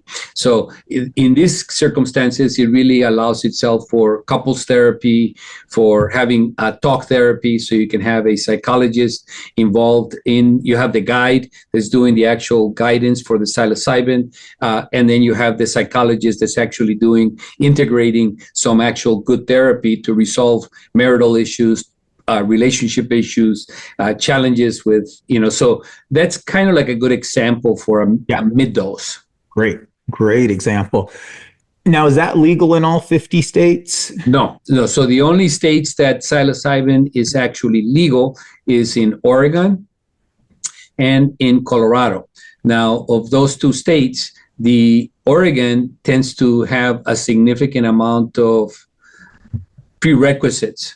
So in order for you to get the psilocybin, you have to actually go buy it from a licensed place, which means that it's going to cost you what would have probably cost you $50. It's going to cost you $500 because there's all these taxes and all these things. So the challenges with practicing or having an experience with psilocybin in a legal in a legal framework in Oregon is definitely significantly challenging because of the cost involved. Okay. And you cannot have it in your house. You cannot have it in a place. It has to be a center, which again, there's taxes for that. There's more cost for that. And a lot of times the people who own the centers are not necessarily the same people they're just kind of renting this place out. So they're the ones that hold the key to the place, but they don't have the right music. They don't have the right chair. In other words, it's kind of disrupted because it has too many prerequisites that the legal system got into trying to figure it out. Colorado is a little bit more friendly. There's community use. And community use says you could use it with whoever you want to, wherever you want to. You just cannot charge for it, So that's the community use. Under the license of facilitators, it's legal in Colorado, but each of the different cities within Colorado or the different counties get to have their own spin on it. So one of the disappointing aspects is that in Denver, who's really interested in getting people to come to Denver to do psilocybin therapies, they have made a rule that says that you cannot go outside. So that's counterproductive because psilocybin, especially if you just got yourself all excited and frustrated or anger, sometimes just bringing somebody outside and sitting them in the grass or under a tree so. Again, people that are making the rules are not people who have experienced psilocybin. They're just basically bureaucrats. But I'm going to refrain from commenting on that. But right now it looks like Colorado is probably the place where if I was going to be doing therapeutic journeys with somebody, I would be going to Colorado to have that because that's where it's a little bit more open-ended from the perspective of how you can achieve that. And I don't want people to get confused. You've been very great at communicating everything, but there's some uses of psilocybin that is legal in all 50 states that you can just order it as a consumer and it will come to you or you. So I think there's a difference between being legal and then you not being decriminalized, right? Yeah. So I think it's more of the decriminalized, but yes, it's very common for you to be able to order. But microdosing is very, very common for the average person. No medical oversight. Mm-hmm. You could microdose, and if you take enough of the microdose with intelligent experience, you could easily work yourself into a mid dose.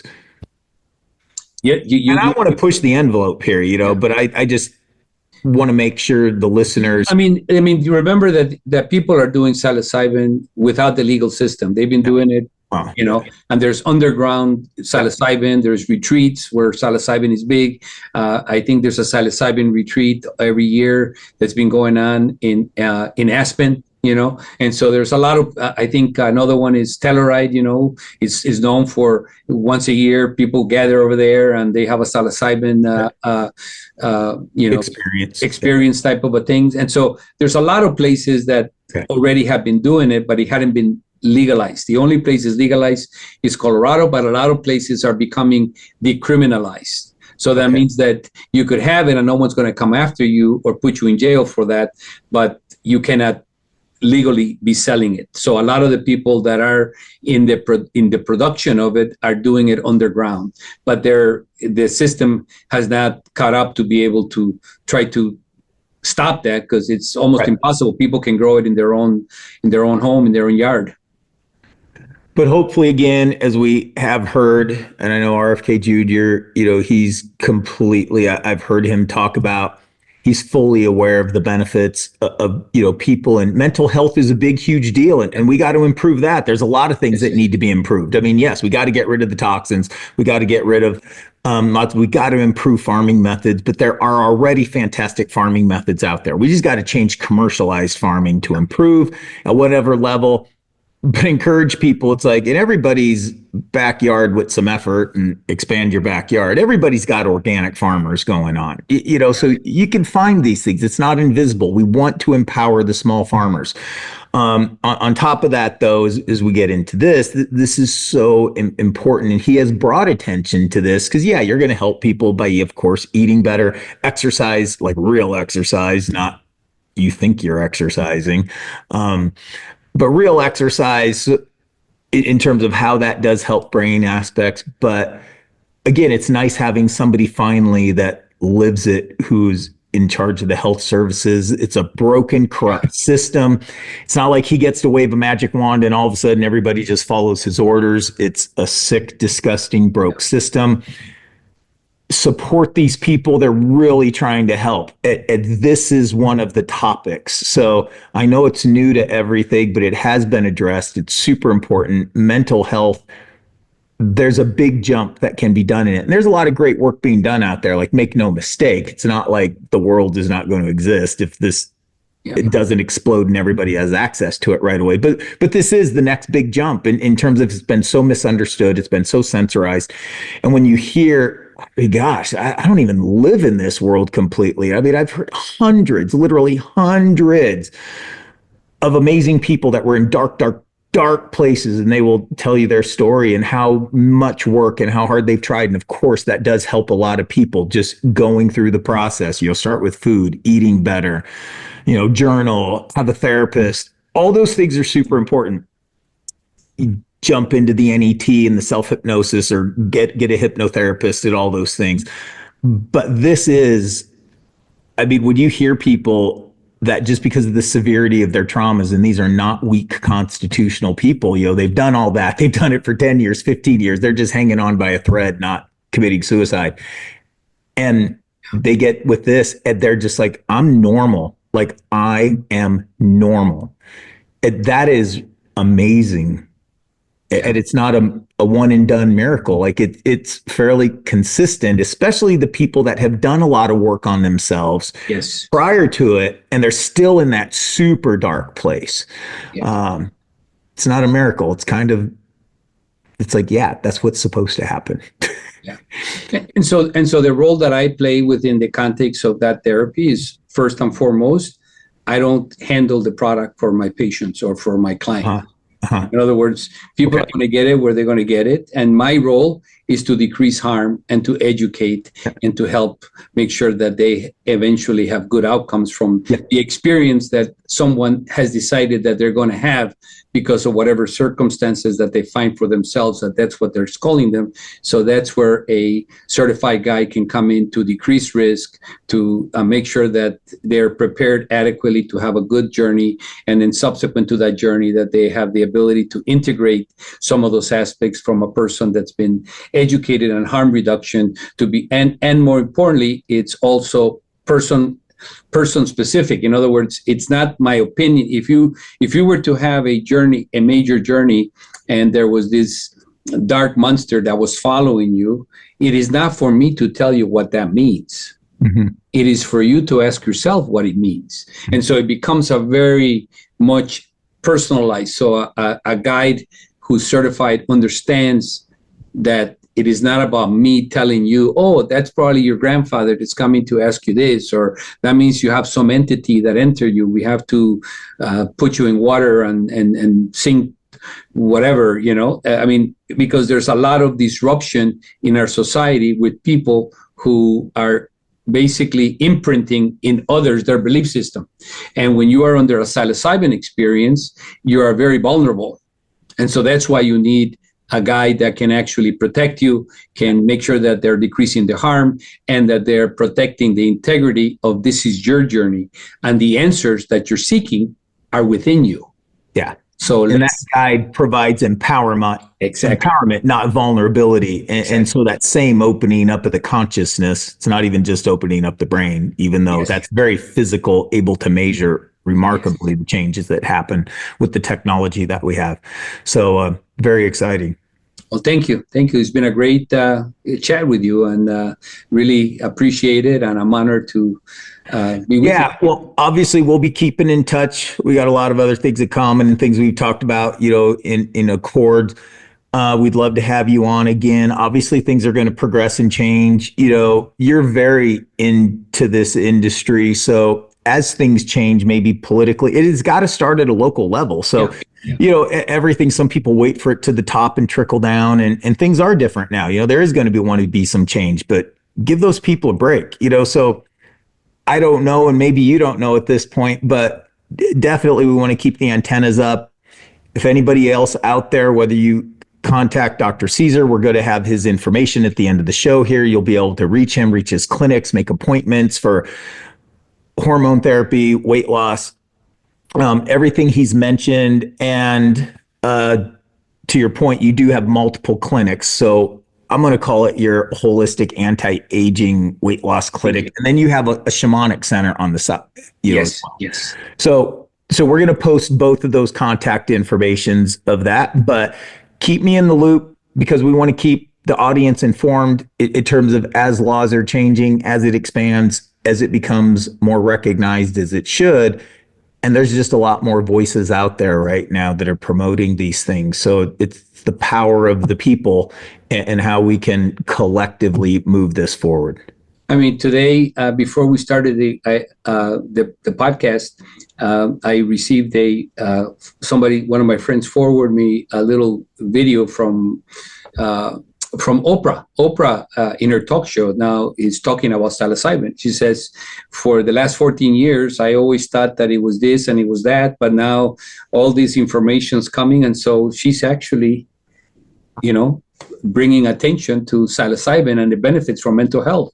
And so I think that as this domino effect continues to go through, then hopefully we can empower people like Kennedy to help facilitate this being decriminalized at a higher level. Because if they can bring it down from a level 1 to a level 4, which literally it has no addictive potential, but at least then it would give an opportunity for people to be more likely to use the therapy without the risk of being incarcerated.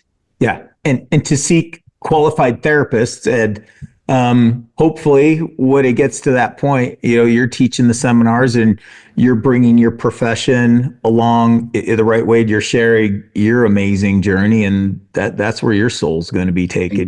So thank you. All right. Thank you, my brother. Dr. César, thank you so much. This is going to help a lot of people. And again, we're going to put your contact information on the end of this. And we look forward to everybody next show. And I'm sure we'll have Dr. César on here again. Thank you. All right. You have a great day. Thank you for listening to the Brain Body Fit podcast, where we are dedicated to helping doctors and clients integrate clinical evaluation and performance enhancement. Please like and share this episode with someone who wants to empower their own health and actively participate in the health revolution of the growing millions. Epic changes are real. Visit us at PerformancePractic.com, where you can explore premium selected products and services that we have used to change the lives of thousands in our clinic and seminars for decades. Follow us on our socials. All the links are listed in the podcast description.